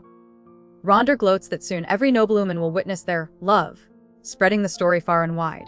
He lunges, but Ariana reacts instantly, sending him flying with a solid kick. Furious, Ronder recovers and pins her down, declaring they'll become husband and wife on the spot. Ariana calls him an idiot, warning that her mother will discard him once he's served his purpose. As he leans in, she issues a chilling threat: the moment he dares to touch her, she will rip out his tongue. Just as Ronder makes his move, a shadow falls over them. In a flash, the creep is torn away from Ariana and sent crashing to the ground. A new player has entered the game: Cyrus, the Lord of the North. With Ronder dealt with, Cyrus turns his cold, red eyes on Ariana.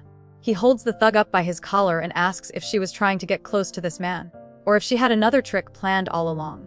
Ariana looks up, stunned by his suddenness and even more by his sharp, accusing words. Cyrus's intervention was swift and final, leaving Ronder motionless on the floor. Internally, Ariana is terrified, but she forces herself to show no fear, even as Cyrus gently lifts her chin. He states plainly that the man is finished. While most women would have fainted from the shock, Ariana remains standing tall. Cyrus is amused by her reaction, finding the second daughter far more interesting than he expected. He turns away, cleaning a small blade, completely intrigued by this girl who refuses to break under pressure. Cyrus scoffs, questioning if she really thought a tiny decorative dagger could stop a strong man. Unfazed, Ariana replies that one must always have a backup plan. He presses her, asking if she's willing to get her hands dirty to win. With a chilling calm, Ariana retorts that someone who enjoys dragging others through the mud shouldn't be afraid of getting a little dirty themselves. Struck by her words, Cyrus watches as she curtsies, thanking him for stepping into her mess. She promises to repay him someday and promptly walks away. Ariana formally excuses herself and turns to leave. But as she walks past, Cyrus casually steps on the hem of her long dress, stopping her dead in her tracks. He finds the whole situation very interesting. Once she's finally gone, he calls for his aide Noah. With a cold look, Cyrus gives a sharp order: send an investigator immediately. He specifies that the person must come from the Empire, not the Western Territory. A smirk crosses his face. He's definitely intrigued by the Bront girl and wants to know more. With the situation handled, Cyrus casually sheathes his small, stained blade. Elsewhere, a mysterious letter finds its way to Ariana's sister Victoria. It's from their mother, Rachel, urgently summoning Victoria to a pergola to help with Ariana. Confused but obedient, Victoria hurries to the location. When she arrives, she finds her mother already speaking with another lady. But instead of welcoming her, Rachel angrily demands to know why she's there and orders her back to her room, leaving Victoria completely stunned and confused. Before Victoria can even process what's happening, her older sister Helena physically pushes her away. Utterly confused, Victoria can only wonder why she was summoned just to be thrown out. Meanwhile, the powerful noble Juliana Robenta suggests letting the youngest daughter stay, remarking that she's heard Victoria is quite mature. But Rachel coldly shuts it down, calling her a child who would only get in the way. In her mind, Rachel's sinister plan's clear: she needs Juliana to witness Ariana's complete disgrace, ensuring the humiliating story spreads like wildfire throughout the Empire. Rachel knows today is the day she will completely ruin Ariana. She spins a wicked story for Juliana Robenta, painting her daughter as a reckless girl who brings men into the mansion. To seal the deal, she uses a cleverly staged reflection, showing the ladies a scandalous image of Ariana with a man. Rachel smirks, believing this shocking visual is far more powerful than any vague rumor. With her trap set, she cheerfully invites the ladies into a pergola to rest. But a sudden scream erupts from inside, revealing the final, humiliating piece of her plan. The man Rachel hired suddenly collapses inside the pergola, completely motionless. One of the ladies lets out a terrified scream. Rachel's plan instantly falls apart. She's shocked, wondering what this means for her scheme against Ariana. Just then, the Imperial Investigation Bureau storms the estate, announcing they're investigating an intruder. An officer quickly finds the body, reporting the man has a fatal chest wound from a dagger and his neck snapped from the fall. Rachel is speechless. Who could have possibly called them here? Rachel breaks into a cold sweat. The chief of the Imperial Investigation Bureau is here in person. This is way more serious than she anticipated. A terrible feeling sinks in as she realizes her plan is going completely off the rails. Suddenly, an officer calls out a name, but it isn't Ariana's. He calls for Victoria Bront. The youngest daughter freezes, stunned. The investigator holds up a torn piece of a dress with her name on it, asking Rachel to confirm Victoria is her daughter. The trap has just snapped on the wrong person. The vicious trap Rachel set for Ariana snaps shut, but not on its intended target. Far away in her room, Ariana remains perfectly calm. She remembers how her mother treated her like a servant in her past life, which taught her all of Rachel's cruel methods firsthand. Ariana looks at a handkerchief belonging to her sister, Victoria. She always knew she might have to use it someday, but never expected it to be today. This was no accident. She anticipated every move and was ready to turn the tables. With chaos erupting downstairs, Ariana knows this is her chance. She figures she has a solid 30 minutes while everyone is completely distracted. Her mission is to retrieve a set of incriminating letters, the very same ones her mother Rachel used to blackmail the Western Lord in her past life. This is undeniable proof of collusion, a perfect ace up her sleeve. Realizing this might be her only opportunity, Ariana steels her resolve. Those letters won't be used for blackmail again. This time, they will become her key to finally winning her freedom. Inside Rachel's opulent dressing room, Ariana quickly locates her prize. Tucked away in a fur stole are the letters exchanged between her mother and the Western Lord. She pulls them out, a confident smile on her face. This is her ticket to freedom, the leverage she needs to negotiate with the Eastern Lord. Suddenly, a voice breaks the silence, calling her bold for stealing from her mother. It's Cyrus, the Lord of the North. He appears from the shadows and grabs her arm, stopping her escape. Annoyed by the interruption, Ariana thinks she doesn't have time for this. Cyrus greets Ariana with a knowing smirk, asking if she's gathering funds to run away. She calmly denies it, but he doesn't believe for a second, even offering his help to facilitate her escape.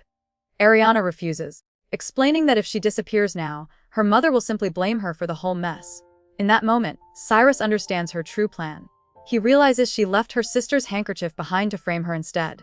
Impressed by her cold-blooded strategy, he acknowledges just how far ahead she's thought everything through. Ariana is floored.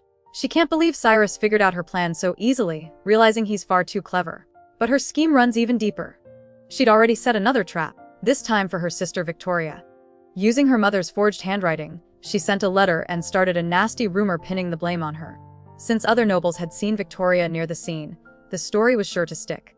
Just then, a guard announces that the investigators have arrived. Ariana is completely stunned. They're here already? How is this happening so fast? Cyrus smirks, getting closer to a stunned Ariana. He gently brushes her hair from her face, telling her that her shocked expression finally makes her look her age. Suspicious of his sudden kindness, Ariana questions his motives, asking what possible use she could be to a powerful lord like him. He leans in, coolly asking if she really thinks she'll be of any use at all. With a confident glint in her eyes, Ariana replies that while she might not be useful right now, the future is a different story. Cyrus's interest is officially piqued by her bold confidence. But Ariana knows exactly what kind of man he is. His smile isn't genuine, it's a sincere trap he uses to bewitch people and get whatever he wants. She draws a line in the sand, declaring that she'll repay his help, but she won't be manipulated by his games. Completely unfazed, Cyrus smirks back at her. He playfully asks if she was just bewitched by him a moment ago. Flustered, Ariana tells Cyrus he can think whatever he wants. Internally, Cyrus admits this is a problem, he needs to head back to the north soon. As he turns to leave, Ariana calls him out for being so good at avoiding questions.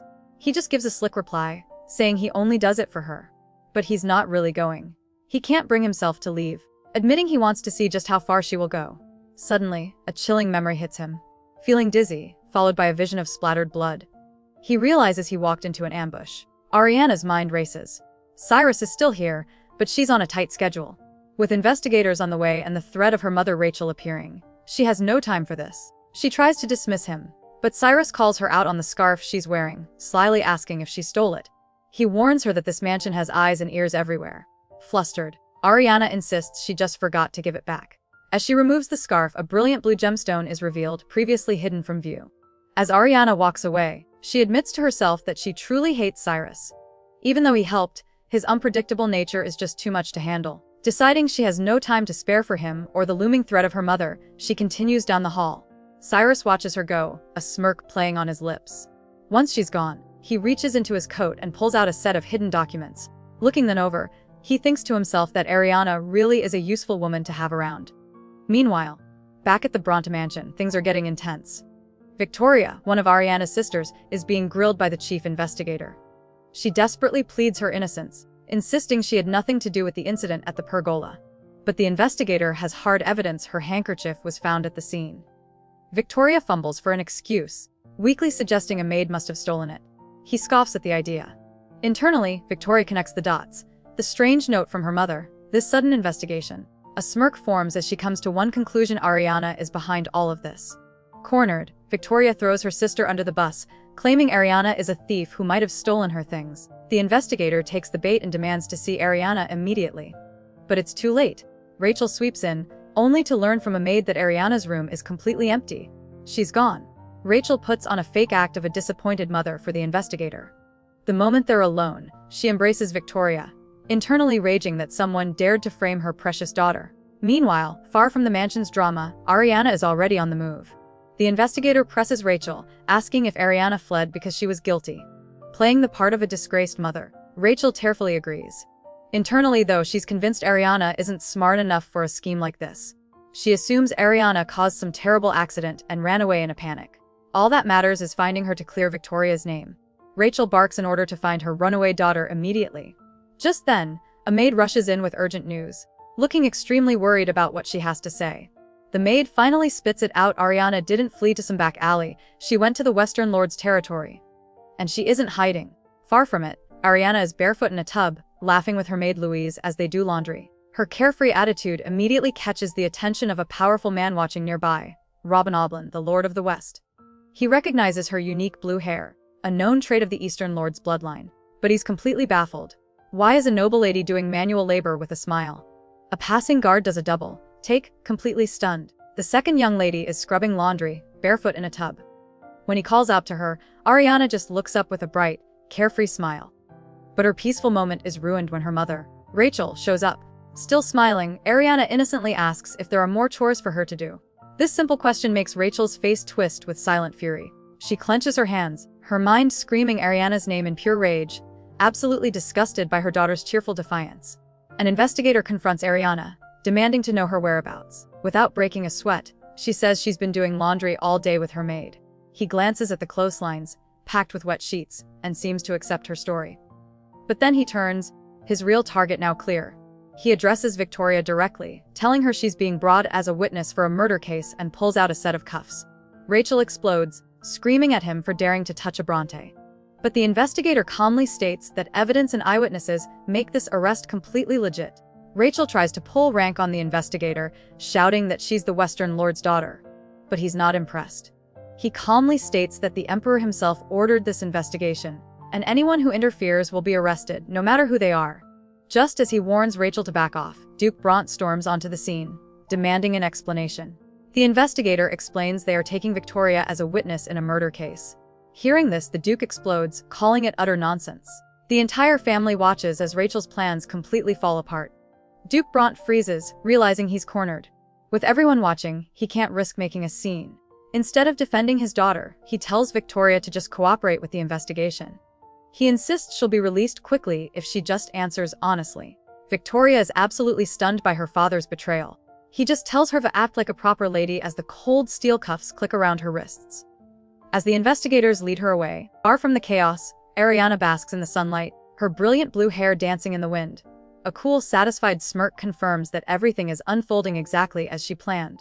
A haunting memory flashes through Ariana's mind. A terrified woman screaming her name amidst chaos. But just as quickly, the vision fades and she's back in her room, collapsing onto her bed, completely drained. Her maid, Louise, was the key to her alibi, and the girl played her part flawlessly.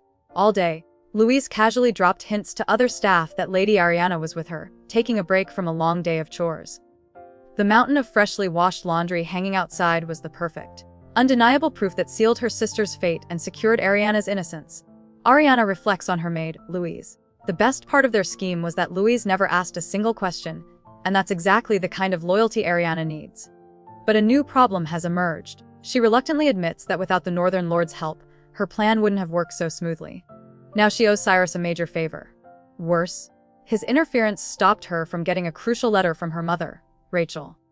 With Rachel about to leave for the capital, Ariana is running out of time to get her hands on it.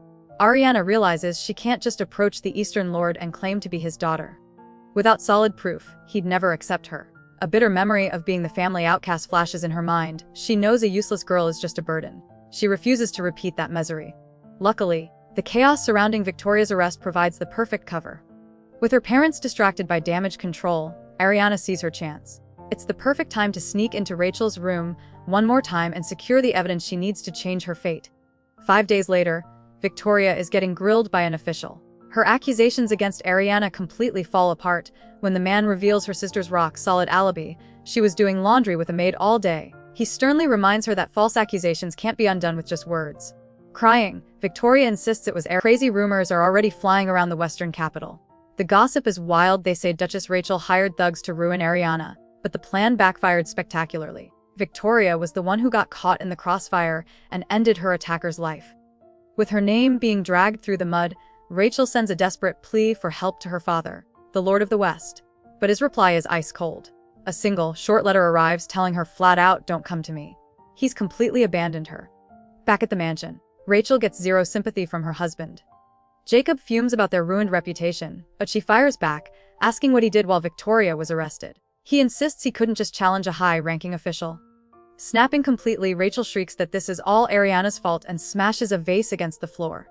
Consumed by rage, she decides Ariana is now a useless bargaining chip for marriage.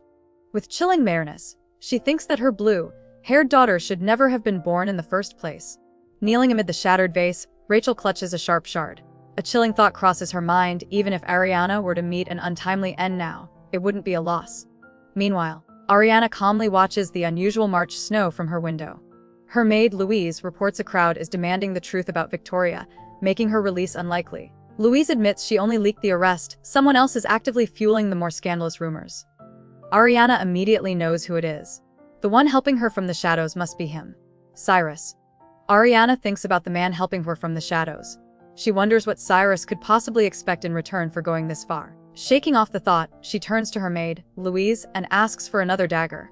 Louise looks over the numerous blades already laid out, thinking to herself that her lady truly lives fiercely. Without a second thought, she promises to bring another one right away. As snow falls outside, Ariana clenches her fist, cementing her new resolve. She was going to live fiercely from now on. Ariana thinks about her sister Victoria, miserable in prison, and her mother Rachel, who is completely helpless. But as she touches the cold glass, a chilling realization hits her: this isn't enough. Their suffering is nothing compared to the absolute despair she endured in her first life. Victoria is just in a cushy noble's cell. Ariana decides they must walk the exact same path she did. She will drag them through the same hell, step by step, even if it means falling back into that darkness herself. Her resolve is now absolute. But as Ariana ponders her revenge, something feels off. She knows the Western Lord, Rhodium, is connected to Victoria and wouldn't stand for this family disgrace. By all accounts, he should have secured her sister's release days ago. So why the delay? The scene cuts to 2 days earlier, revealing the answer. At his grand estate, a stern Lord Rhodium expresses his surprise at an unannounced guest. And who is it? None other than the Northern Lord, Cyrus, who greets him with a confident, knowing smirk. He's clearly been busy pulling some strings. Lord Rhodium is internally panicking. The timing of Cyrus's visit is just too perfect, showing up right after Victoria's imprisonment. While Rhodium's first instinct is to free her, he's wary of the Northern Lord's schemes. He tries to pull rank, calling Cyrus insolent for being so casual. But Cyrus immediately shuts that down, reminding the Western Lord that they are equals. Annoyed, Rhodium cuts to the chase and demands to know why he's really here. A flashback then reveals the source of Cyrus's cold resolve: his parents were eliminated and disgraced years ago. Lord Rhodium recalls the Northern Lord's brutal history. As a child, Cyrus Baelius stamped on his life by his own retainers, surviving only because of a loyal sacrifice. While he was gone, the North fell into total chaos. But at just 14, Cyrus returned with a force of knights, crushing all his rivals to reclaim his title. Rhodium shudders, realizing that a boy who endured such hardship must carry a deep darkness within him. He suspects this visit is no coincidence. Cyrus must have finally found a clue about his parents' demise. Cyrus's mind is a storm of calculated patience. 15 years have passed since he learned of his parents' demise, and he feels he's finally nearing his goal. But he knows he can't reveal his true intentions just yet. His plan is deviously simple. By staying at the Western Lord's estate for a few days, he creates an atmosphere of pure suspicion. He smirks, knowing Lord Rhodium will be too wary of him to leave his post, even if it means abandoning his own granddaughter in prison. Everything is going exactly as planned. On a bright, sunny day, a blonde man named Sir Isaac is lazing about, sneaking some wine. He complains about being bored to death, stuck hiding out where he can't wander around. Suddenly, a dark-haired man named Noah appears before him. Isaac's face completely lights up with a huge, happy smile.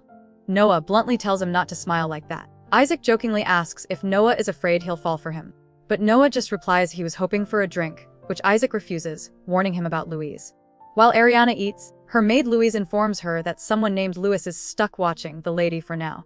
Elsewhere, 2 of Cyrus's retainers are talking strategy. The blonde knight, Noah, is skeptical of their lord's motives. He can't believe Cyrus is helping the princess, just to repay a simple debt. He points out that Cyrus is even meeting with the Western Lord, a man he despises with a passion. But the other knight, Isaac, just smirks, teasing Noah for still not understanding the true game, changing reason behind it all. The grand secret is finally revealed. The knight explains Cyrus's true game, changing goal: he plans to make Princess Ariana the future Lady of the North. His comrade worries, pointing out that Ariana didn't seem too happy to see their lord before. But the blonde retainer just laughs it off, confidently asking what woman could possibly resist him. Back at the estate, 1 week after Victoria's capture, things turn ugly. Rachel corners a maid, coldly reminding the girl of her sick parents and younger siblings. A sharp sound echoes as Rachel makes a cruel point, leaving the maid trembling in fear. With a cold look, Rachel gives the trembling maid a sinister offer, telling her it's the only way to save her family. Suddenly, at the investigation bureau, an officer receives a shocking confession. The maid takes full responsibility, stating she was the one who ended the man's life and couldn't bear to see Lady Victoria take the blame. The confession comes at a terrible price, however. The officer finds the maid has made a tragic final decision, leaving a note declaring she would atone for her actions with her life. The investigation hits a dead end. Officials confirm the maid's handwriting on the confession note, but they know it was forced. As a carriage takes the freed Victoria away, one officer grumbles that the only real victim is the poor maid. Back at the Bront estate, Jacob is furious. He confronts Rachel about the ugly rumors that she sacrificed an innocent girl to save their daughter. Unbothered, Rachel coldly suggests they just take a trip to the Empire and wait for the scandal to blow over, completely dismissing his anger and the life that was lost. At the Robenda estate, The powerful Juliana puts her plan into motion. She explains that if Helena gets the Empress's blessing during their trip, it will create great press and change the whole atmosphere around the family. The Bronte matriarch, Keeler, questions if this is even possible, but Juliana confidently assures her it's a done deal. Then comes the twist. Juliana insists they bring Ariana to avoid gossip. With a dark look, she promises to put Ariana in a very nice carriage, hinting at a terrible fate awaiting her. A few days later, the Bronte family prepares to depart for the Empire. From her luxurious carriage, Helena looks down at Ariana with disgust, questioning why her sister is even coming along. But Ariana is completely unfazed. Sitting with her maid, Louise, she knows this trip is just her family's pathetic attempt to escape the scandal. This is all part of her plan. As the gates to the mansion open, Ariana firmly announces their departure, ready to leave her old, painful life behind and set her new future in motion. Ariana knew exactly what her family had in store for her. Their nice carriage was a one-way trip to her doom. In their eyes, she was just a bird trapped in a beautiful, gilded cage, easy to dispose of now that she was no longer useful. But they were dead wrong. With a surge of defiance, she shatters the bars of her prison. Spreading enormous white wings, Ariana takes flight, leaving the cage and her old, painful life far behind. This was not an end, but her real beginning. As she escapes, Ariana feels no regret. She makes a solemn vow if she ever comes to the Bronte estate, it will be to smash the entire mansion to pieces. But for now, there's a small problem. She couldn't secure a crucial letter from her mother, Rachel, thanks to a certain man's inconvenient arrival. Without it, dealing with the Eastern Lord will be tricky. Noticing her lady's concern, Louise reassures her they have plenty of time. But then her expression changes entirely, her gaze turning sharp and intense. Ariana watches her maid, a knowing look on her face. She thinks to herself that Rosalind is definitely not some ordinary servant. The maid proves her right, noting that the fancy carriage isn't a good sign. She warns that it probably means they don't have much time and that the Bronte family is plotting something nasty. Testing her maid, Ariana asks if she can protect herself. With a confident smile, Rosalind promises she can protect Ariana too. But Ariana refuses the help, telling her to focus on her own escape. She's already one step ahead, having figured out the entire plan. They're being led straight into an ambush in the isolated Wafin Mountains, with Rosalind planted as a convenient excuse for her inevitable disappearance. Inside the carriage, Ariana lays out the cold, hard truth for her maid. She warns Rosalind that the Duchess is planning to get rid of her for good on this very trip.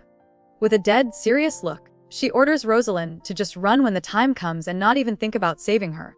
Rosalind questions the plan, asking what will happen to Ariana if she escapes. She points out the little knife she was given won't be enough to handle the ambush. But Ariana just calmly says she knows, revealing she has a plan of her own. As the carriage rumbles through the remote mountain pass, Ariana recalls traveling the same route many times in her past life. Suddenly, the carriage jolts to a stop. Louise, the maid, is instantly on alert. Ariana calmly notes the sound of the horses being unhitched. Their coachman has abandoned them as planned. Just as armed men surround them, Louise reveals her true colors. She pulls a full-size sword from a hidden compartment, ready for a fight, and orders a shocked Ariana to follow her lead. As the attackers outside demand they surrender, Ariana snaps out of her shock. There's no time for questions. She gives Louise a sharp, specific command: exit the carriage and go left. Without a moment's hesitation, the maid leaps into the fray. Louise moves with blinding speed, taking down the first few assailants in a flash. But they are massively outnumbered. Seeing the grim reality, she tells Ariana she will clear a path through the thugs and orders her to stay right behind her. Calm as ever, Ariana simply agrees. The thugs are totally caught off guard. They shout in panic, realizing Louise is no ordinary maid and that they weren't warned about a swordswoman. As Louise expertly handles the attackers, Ariana blasts one with a strange blue energy, clearing their path. The scene flashes back to Ariana's parents. Her father, Jacob, nervously asks if their plan will work. With a wicked smile, Rachel assures him that by playing the part of grieving parents, they'll finally gain the Empress's favor and become the center of the social world. Back in the forest, Ariana runs, a plan forming. Ariana pushes herself to run, but her younger body is already exhausted. She gasps for breath and suddenly trips, tumbling hard onto the forest floor. Before she can recover, a thug looms over her, shouting that he's got her. Seeing the danger, Louise screams in panic and spins into action. Her sword flashes through the air, and the attacker collapses instantly. Without missing a beat, Louise pulls Ariana to her feet, urging her to keep running. Ariana immediately agrees, and the two press onward through the woods. Just as they think they have a chance, a volley of arrows cuts through the air. Louise instantly shields Ariana with her own body, taking several hits meant for her lady. She collapses to the ground, gravely injured. Horrified, Ariana tries to help but Louise pushes her away, urging her to go on alone. The maid insists that Ariana has something crucial she must accomplish. Faced with this ultimate sacrifice, Ariana's shock turns into cold, hard determination. She knows she cannot let her loyal maid's sacrifice be in vain. Leaving her dying maid behind, Ariana sprints away, whispering a final, pained apology. A wave of regret hits her hard. If only she had been stronger, Louise wouldn't have gotten hurt. But grief quickly turns into a cold, unbreakable resolve. She can't let her maid's sacrifice be for nothing. Pushing past her exhaustion, Ariana forces her legs to move faster, scrambling up a steep hill. Fueled by loss and a burning need for revenge, she is determined to survive this ordeal and make her parents pay for what they've done. Ariana scrambles to a dead end, the edge of a steep cliff. One of her pursuers catches up, sneering that she's only found a place to die. But a strange calm settles over Ariana. She remembers this exact spot from her past life. Back then, she'd been cornered by bandits and chose to jump rather than face a grim fate. She recalls the fall, the shock of landing on a hidden ledge, and surviving by playing dead. Armed with this memory, she knows what she must do. This isn't a desperate leap, it's a calculated escape plan. Ariana faces the cliff, wondering if luck will be on her side a second time. Before she can make her move, her pursuer suddenly collapses. A calm voice warns her that standing so close to the edge is dangerous. She looks up to see Cyrus, the feared Lord of the North. He stands over the unconscious guard, having dealt with the threat completely. After a moment, Cyrus calmly sheathes his sword, his intense red eyes fixed on Ariana as he internally wonders if he arrived too late. Ariana turns to face the fearsome Lord of the North, her expression calm and unbothered. She coolly informs Cyrus that she never made him any promises. Thinking she was about to do something drastic, he asks if she was planning to end her life. But he quickly sees the look in her eyes isn't one of despair. It's pure calculation. He warns her that if her plan goes wrong, she'll die. With chilling resolve, Ariana states that if death is the outcome, then so be it. Ariana calmly accepts her situation, muttering that this is just her luck. Cyrus, surprised by her composure, notes that she really isn't afraid. He reaches out, touching the scar on her cheek and stating that while a scar is an honor for a man, it's not for a woman. Unfazed, Ariana retorts that she doesn't need anyone to recognize her badge. Just as she shifts her weight, Cyrus grabs her hand and pulls her back from the edge. Without warning, a massive surge of icy blue power erupts from him, shocking Ariana completely. The ice magic erupts, not as an attack, but as a massive bridge, carrying them safely down the cliffside. Cyrus holds Ariana securely, telling her she was careless. Instead of panicking, she simply thanks him. He's stunned by her composure, wondering if she's even human after that near-death experience. Unimpressed, Ariana retorts that with his incredible powers, he doesn't seem very human either. Once they're on solid ground, she asks him to let her go, and he correctly guesses she wants to find her maid. Cyrus is baffled by Ariana's concern, remarking that she's surprisingly affectionate for someone with a poisoned heart. Ariana just says it's right to repay a favor, but Cyrus warns her that caring for the maid will stop her from achieving her goals. Internally, Ariana reaffirms her stance. Even if she becomes a beast, she won't harm the innocent. Cyrus seems to read her mind, smirking as he tells her she'll never truly be a monster. Shaking it off, Ariana pushes through the woods and finally spots her maid, Rosalind. Rosalind runs to Ariana, frantically checking if she's safe. But Ariana points out the dark stains on her maid's dress, worried she's badly hurt. Rosalind quickly explains that the blood isn't hers. Without another word, she walks past a confused Ariana and drops to one knee before Cyrus, greeting him as her lord. He coldly criticizes her performance, asking if being a maid has made her weak. As Rosalind accepts any punishment, Ariana has a shocking realization. Her maid was injured while secretly protecting her from attackers. Cyrus smirks, dropping a shocking bombshell. He states that if his subordinate gets hurt, so badly protecting just one person, she's not fit to be the commander of the Black Knights. Ariana is completely floored. Her maid is a legendary commander. Cyrus confirms it, revealing her real name is Louis. Suddenly, it all clicks. Ariana flashes back to when she first hired her. She remembers thinking the new maid seemed innocent, but was incredibly clever, moving with a strange precision that now makes perfect sense. The pieces of the puzzle were right in front of her all along. The image of her innocent maid shatters in Ariana's mind. She wasn't a friend, just a soldier assigned by Cyrus for his own purposes. It sinks in. No one helps her without a reason. Ariana admits she had a plan to handle things alone, but his help made it easier. Promising to repay him someday, she turns to leave, but Cyrus isn't finished. He quickly grabs her arm, stopping her cold. Pointing to the setting sun, he warns her that whatever she's planning, it won't work against the wild beasts of the forest. With his warning about the forest beasts hanging in the air, Ariana knows she's out of options. Swallowing her pride, she asks for his protection. Cyrus agrees, but makes it clear that a free favor. It's a debt she'll have to repay. She then reveals her brilliant escape plan. Her mother will report her missing, creating a diversion while she uses a secret cave to get away. Cyrus is stunned by her knowledge of the terrain, impressed that she's been planning her escape for years. Taking charge, he orders Louis to carry her down to safety. Ariana protests, worried that Louis is still suffering from the arrow wound in her thigh. She insists she can just jump down on her own. Cyrus scoffs, asking if she's only thinking about dying. She argues back, sure she can make the jump safely. But Cyrus isn't having any of it. With a slight smirk, he gives a single command to his subordinate to execute the plan. Before Ariana can react, Louis swoops in and lifts her into her arms. Without a moment's hesitation, the commander leaps right off the cliff, sending them plummeting down on a rope. Just as she braces herself for the jump, a hand suddenly grabs Ariana's shoulder, stopping her. It's Cyrus. She thinks about how easy jumping would have been, since she was already prepared for the worst. Cyrus directs her and Louise into the hidden cave entrance. Surrounded by a magical glow, the three of them gently float down into the deep darkness below. They land softly at the bottom. Cyrus observes that she isn't scared of the dark, and she coolly confirms it. He realizes that for someone like her, darkness was never the real enemy. Ariana bluntly tells Cyrus that right now, he's the one she fears the most. He smirks, finding this shocking after all the help he's just given her. Cyrus reminds her that she's left him with a mountain of debts. The thought of what he'll demand in repayment makes her chest tighten, but he just calls her a good liar. He then notices her battered feet and asks how she's doing. Ariana quickly dismisses his concern, insisting she's fine. Cyrus just calls her out for telling yet another pointless lie, seeing right through her tough facade. Before Ariana can protest, Cyrus sweeps her right off her feet, holding her securely in his arms. He calmly tells her to get some rest. Utterly flustered by the sudden closeness, she argues that his arms are meant for fighting enemies, not for carrying her. Cyrus finds this amusing, wondering aloud how someone who doesn't even flinch at death can be so rattled by this. As he carries her off, Louise watches in disbelief. She's served her master for years but has never seen him act so differently for anyone.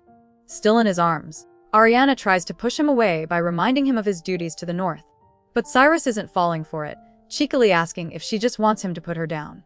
Before she can protest, he gently covers her eyes, telling the stubborn girl to finally get some rest.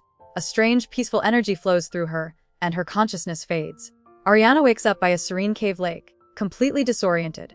She blushes, mortified that she actually fell asleep in his arms. Cyrus casually tells her she's been out for 3 hours and offers her a plate of cooked meat, cheekily assuring her it's not poisoned. She hesitantly takes it, surprised he even has plates. He gestures to a travel bag, explaining his maid Louise is always prepared for anything. Despite her lingering confusion, Ariana takes a bite and finds the simple meal is absolutely delicious, a small comfort in this strange situation.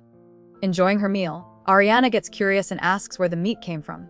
Cyrus just smirks, saying he got some fresh meat earlier. A horrible image flashes in her mind, one of the pursuers he dealt with earlier. She freezes, absolutely disgusted by the implication. Seeing her horrified expression, Cyrus bursts out laughing and admits he was just kidding. He correctly guesses she's only holding back her anger because he gave her food. He assures her it's just animal meat and then asks about her injured foot, which she realizes no longer hurts. Cyrus explains her foot was treated with a special ointment from a skilled alchemist. When Ariana asks who did it, he smirks and claims the credit himself. She's left speechless, totally unable to picture the stoic Lord of the North tending to her feet. Seeing her flustered reaction, he admits he was just kidding, clarifying his maid Louise handled it. Visibly relieved, Ariana agrees that's much more reassuring. Cyrus then pokes the bear again, asking if she's angry. She snaps back, privately frustrated by how easily this man gets under her skin. Now that the immediate danger is over, Cyrus asks Ariana about her plans. She explains heading to the Empire is a no-go, her family would find her instantly.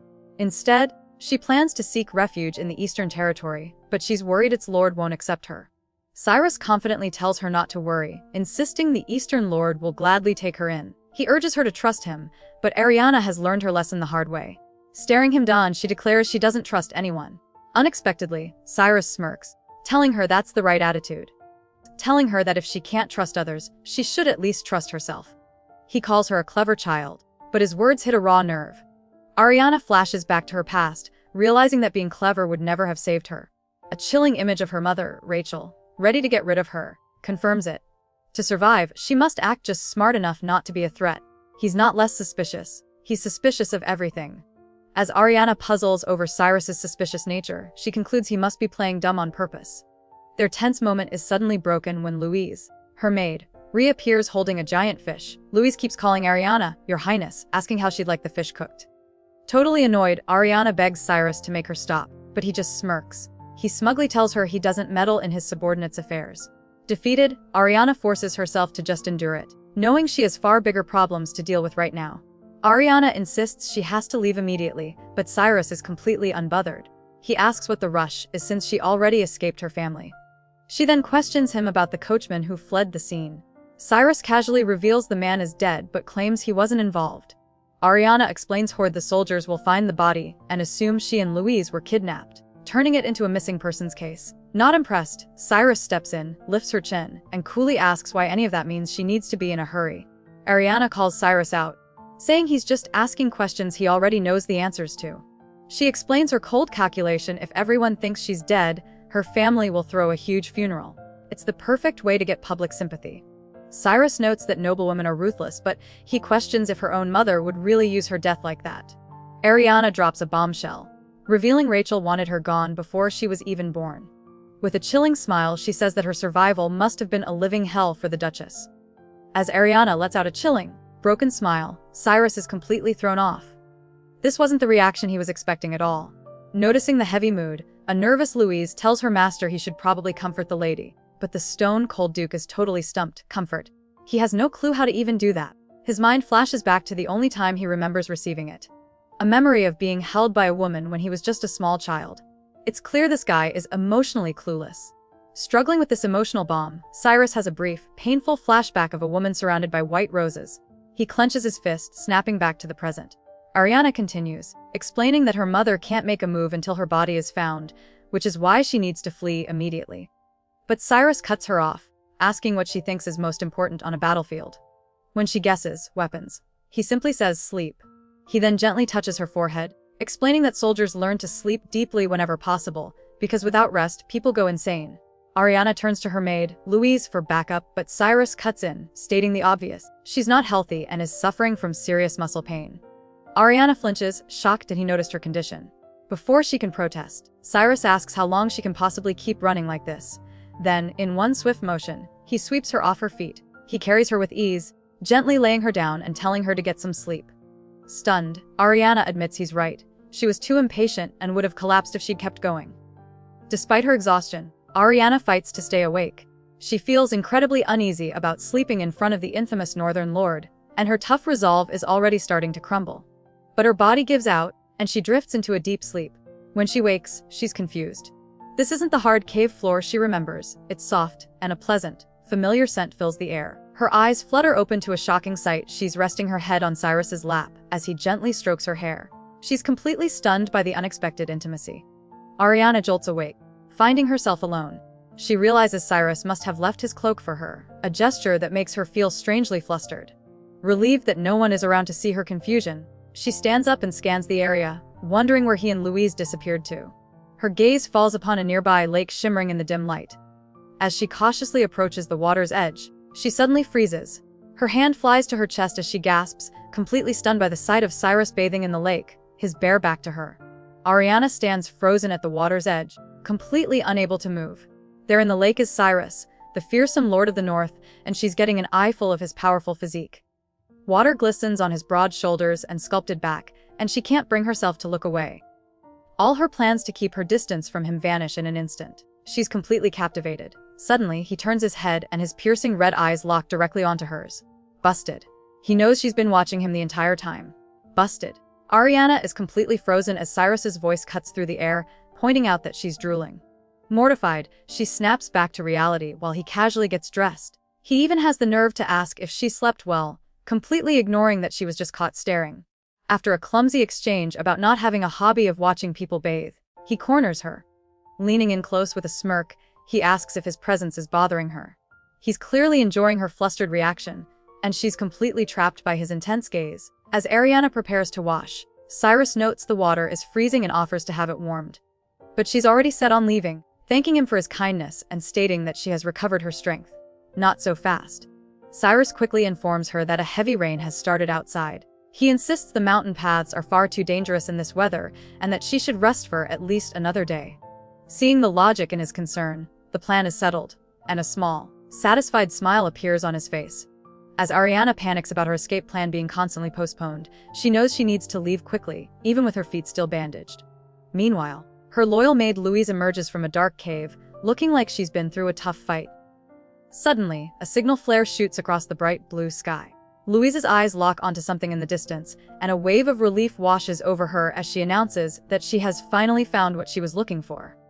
Her mission was a success. A mysterious woman approaches Louise, relieved to have finally found her. But they're not alone. Watching from a distance, a man impatiently asks his companion when Cyrus and Ariana plan to leave.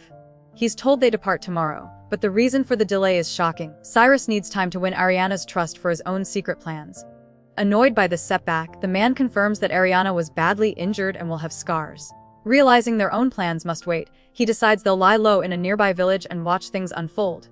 The blonde-haired man decides to make medicine for Ariana's scars, saying His Highness would be pleased. His companion is shocked, questioning why Cyrus would care about such a thing. The man realizes Cyrus must be seriously into Ariana. His companion agrees, revealing that Cyrus personally gathered leaves to make a soft bed for her and even laid his cloak on top. The two men find this hilarious, grabbing Louis and refusing to believe their stoic lord would ever be so considerate.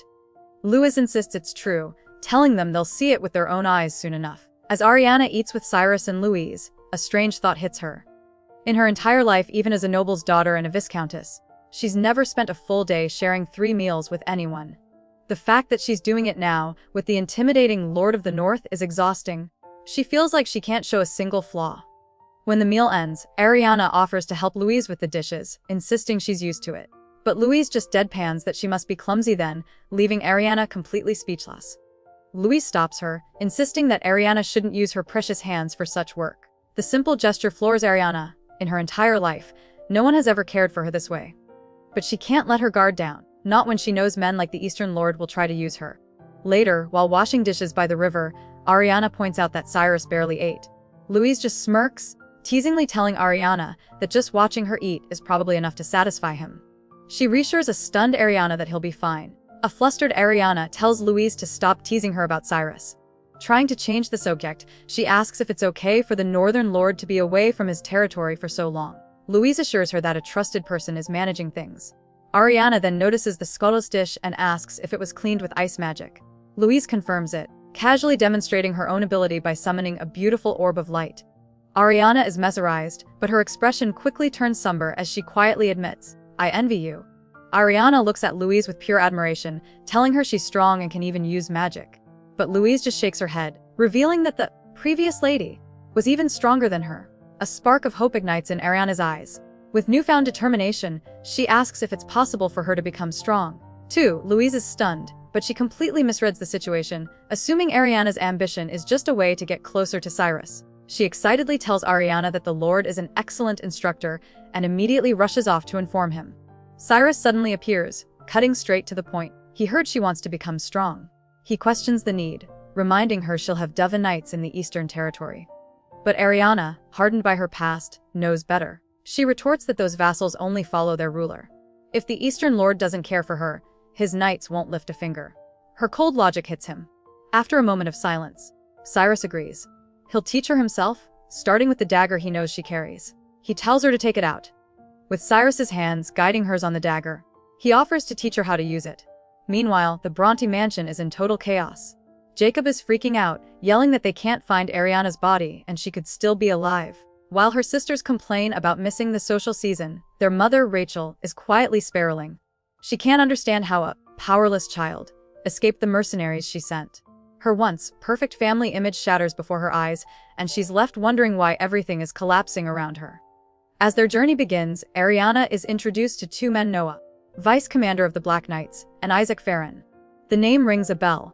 He's the continent's most famous alchemist, and she recalls hearing rumors about his stunning looks. A friendly young woman traveling with them agrees, thinking he's even more handsome in person. Noah explains they'll be riding horses since they're going off-road. This catches Ariana off guard. She confirms she can ride, but she's confused, asking if it isn't where they were supposed to go their separate ways. In one swift motion, Cyrus swings himself onto his horse. Looking down at Ariana, he casually says he can accompany her since it's on the way. His unexpected kindness leaves her flustered, and she tells him she doesn't know how she could ever repay him. Leaning down, Cyrus reminds her that he already gave her the answer. With a smirk that sends shockwaves through the group, he tells her to repay him over a lifetime. Noah and Isaac are left completely speechless, their jaws on the floor from the sheer audacity of his words. Cyrus gets straight to the point, asking Ariana how well she can ride. He offers to hold her horse steady, but she politely declines his help. In one smooth, effortless motion, she swings herself onto the saddle, proving she's more than capable. Internally, she recalls her past life, where constant travel for a useless prince made her an expert rider. She is determined not to be a burden. Seeing her confidence, Isaac playfully tells her it's okay to cry if things get tough. Without missing a beat, she promises she will if needed. As they ride through the forest, Ariana is blown away by Cyrus's expert horsemanship. He moves so fast it's almost like he's flying. She knows that navigating this rough terrain takes incredible talent, proving his skills are on another level. But from the back of the group, Isaac and the young woman see it differently. The woman notes that Cyrus is actually riding slowly, likely out of consideration for Ariana. Isaac grins, immediately declaring that it must be love, and she wholeheartedly agrees, completely smitten with the idea. The group decides to take a break by a stream. Isaac immediately rushes over to Ariana, offering her medicine for healing scars and restoring stamina. Worry of being indebted to Cyrus's people, she politely refuses, saying she doesn't want any more favors. Isaac playfully tries to reassure her that he's not keeping score, but Cyrus cuts him off. Stepping in, Cyrus bluntly tells her to just accept it and that it isn't poisoned. He then points at Isaac, calling him foolish and easy to exploit, before firmly placing the medicine pouch in her hands. Ariana tells Isaac to stop calling her, Your Highness, but he just brushes it off with a cheerful, I know. She's internally stressing out, worried about angering the powerful Northern Lord. Deciding not to make waves, she takes the medicine. The effect is instant and shocking. All her muscle pain disappears. She realizes Isaac isn't just some knight, he's a famous alchemist. Just then, Isaac asks Cyrus if Ariana wants to come to the north. Without a second hesitation, Cyrus shuts the idea down with a cold, flat no. Isaac totally loses it, accusing Cyrus of planning to kidnap Ariana. He gets right in the Northern Lord's face, shouting that kidnapping for marriage is something only barbarians do. But Cyrus is cool as a cucumber. He calmly replies that he isn't marrying or kidnapping anyone, then asks why Isaac would ever think he'd want a woman like Ariana. Stunned, Isaac asks why he lets everyone call her, Your Highness. Then, Cyrus just says what other people do has nothing to do with him. Finally getting a rise out of him, Cyrus warns Isaac not to annoy him. As they watch Ariana with her horse, Cyrus's blonde companion grows suspicious. How could a woman who supposedly lived as a maid ride so skillfully? Cyrus agrees, internally noting the frustrating lack of information on her. He coldly decides that the more he uncovers, the easier she will be to use. But his friend understands this harsh attitude is just a front. After losing his parents, Cyrus had to claw his way back to power, and his position is still dangerously fragile. Clenching his fist, he'll regret his cruel words someday. Cyrus shuts Isaac down with an icy stare. He coldly declares that he has no regrets, believing that regret only leads to despair. Later, the group finds shelter in a small border village, staying in a house provided by the chief. For the first time in ages, Ariana is given her own room. She recalls always having to be around others in her past life. But now that she's finally alone in the quiet room, she's hit with an unexpected and deep sense of emptiness, clutching her blankets tightly. As Ariana tries to sleep, her mind wanders to the journey. Despite the rough travel, her companions always gave her the best bedding and warm meals. She remembers their kindness and secretly wishes they could travel together forever. Her thoughts drift into a vivid dream where she's floating in darkness. Suddenly, Cyrus appears looking regal. He calls her, Your Highness. Before she can question how he's in her dream, he leans in and steals a kiss, leaving her completely stunned even in her sleep. Ariana's dream continues as Cyrus kneels before her, grabbing her hands with a shocking vow to cherish her. He promises she will never be abandoned again. But as he lifts her chin, the dream twists into a full-blown nightmare. His charming words turn menacing, and his face horrifically merges with the man who betrayed her in the past. The promise of safety becomes the phantom feeling of a rope tightening around her neck, dragging her back into her darkest memories. The terrifying vision finally breaks as a new day dawns. The morning after her terrible nightmare, Ariana steals her resolve. When Cyrus formally thanks her for her help and announces they must now part ways, she silently agrees. The nightmare was a harsh reminder that she can't get used to comfort. Their paths were never meant to align. Cyrus then asks where she's headed. Hesitantly, she reveals her plan to travel to the Eastern Territory, As his men wave a tearful goodbye in the background, Cyrus suddenly closes the distance between them, a small smile playing on his lips, leaving Ariana and his knights completely stunned. Trying to maintain her distance, Ariana insists that Cyrus doesn't need to escort her all the way to the Eastern Territory, claiming she can manage on her own. He smirks, challenging her by asking what she'd do if he also had business there. Stunned, she asks if he's serious. When he confirms, she correctly guesses his mission involves the dangerous cult known as the Paganus. Cyrus is impressed by her boldness, noting that he's never met a woman who could speak of the heretics so easily, a group infamous for their dark rituals. Ariana's guess was dead on. The Paganus cult performed twisted rituals to gain power, and a brutal war against them a heavy toll, even claiming Cyrus's parents. The moment he became lord, Cyrus crushed their northern forces, but remnants escaped to the east. Trying to get a reaction, he asks if she's scared, since the cult is known for preying on women. But Ariana is ice cold. She coolly replies that it doesn't matter if it's heretics or her own mother who comes for her. The end result is the same. So why should she be afraid? Cyrus smirks, noting that the women of the White family are known as incredible warriors, and he sees that same fighting spirit in her. This sparks something in Ariana. Hesitantly, she asks if she could become a warrior, even though she feels her own skills are pathetic. Cyrus explains that being a warrior isn't just about strength, it's also about using your mind. He tells her she can forge her own path. His words hit her hard, and a new, steely resolve lights up in her eyes as she realizes he's right. Ariana agrees completely. She never intended to rely on brute force in the first place. A chilling vision of her past flashes through her mind, showing the two-faced nobles who ruined her. She realizes her path forward, she must become both as noble and as vulgar as possible.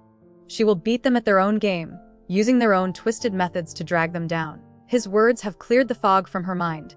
As this new sharp resolve settles over her, Cyrus watches with a satisfied smile. Ariana looks at the Lord of the North, genuinely impressed. She realizes that even with all her memories from a past life, this man is far wiser than she is. With newfound respect, she tells him that he is truly dignified. The sudden, formal compliment catches Cyrus completely off guard. After a moment of stunned into loud, genuine laughter. Ariana watches, baffled at first, but his unguarded reaction makes her smile. Once he composes himself, Cyrus shoots her a playful, knowing look, the atmosphere between them now much lighter. As they travel, Ariana reflects that she can't possibly compare to someone as wise as Cyrus. After 15 days of discreet travel, they finally arrive in Elrus, the capital of the Eastern Territory. This is her first time here in this life, but she has grim memories of the place. In her past, she was the unloved wife of the Eastern Lord, Russell White. Their marriage was so empty that she helped a prince with a secret plot against him. She vividly recalls the cold, hostile look Russell gave her then, and prepares herself for an even worse reception this time. As they ride toward the eastern capital, Cyrus notices Ariana's quiet focus and asks if she's nervous. Without hesitation, she replies that she isn't anymore. A pleased smirk crosses his face. He tells her that's good, reminding her that she is a clever woman and has no reason to be anxious. The wind whips through her bright blue hair as she continues forward. Despite her brave words, the warmth of the day suddenly feels like a lie. She quietly tells herself not to be sad, fighting off the chilling memories of this place. As she arrives at the Eastern Lord's estate, Ariana pulls down her hood. She reflects that whatever connection she had to this place in her past life was never truly hers. With determined steps, she walks toward the entrance alone. Meanwhile, Cyrus and his party prepare to ride back north. His worried attendants question his decision to leave her without any guards. They warn him that the Eastern Lord, Russell White, is a cunning man who isn't easily deceived. They doubt he'll suddenly welcome the daughter of the woman he let suffer. Cyrus simply offers a confident smirk. Cyrus brushes off his men's concerns with a confident smirk. He jokes that the only thing he's worried about is getting an earful from another duke he sent a mysterious letter to, but refuses to share the details. Meanwhile, Ariana prepares herself by visiting a bank and withdrawing 5 gold coins, just enough to show she won't be a burden. She's haunted by memories of her mother, Rachel, who always described the East full of wicked people. But Ariana steels her resolve, determined to see the truth for herself this time. Walking through the Eastern Territory, Ariana is completely stunned. Her mother had brainwashed her into believing this was a terrible place, but the lively streets are filled with happy families and laughing children. She realizes she might have been lied to her entire life. Just then, a man bumps into her hard and walks off without even an apology. Not on her watch. With newfound fire, Ariana dramatically throws her cloak open and yells for the man to stop right there. The old, passive Ariana is gone, and she's not letting anyone disrespect her again.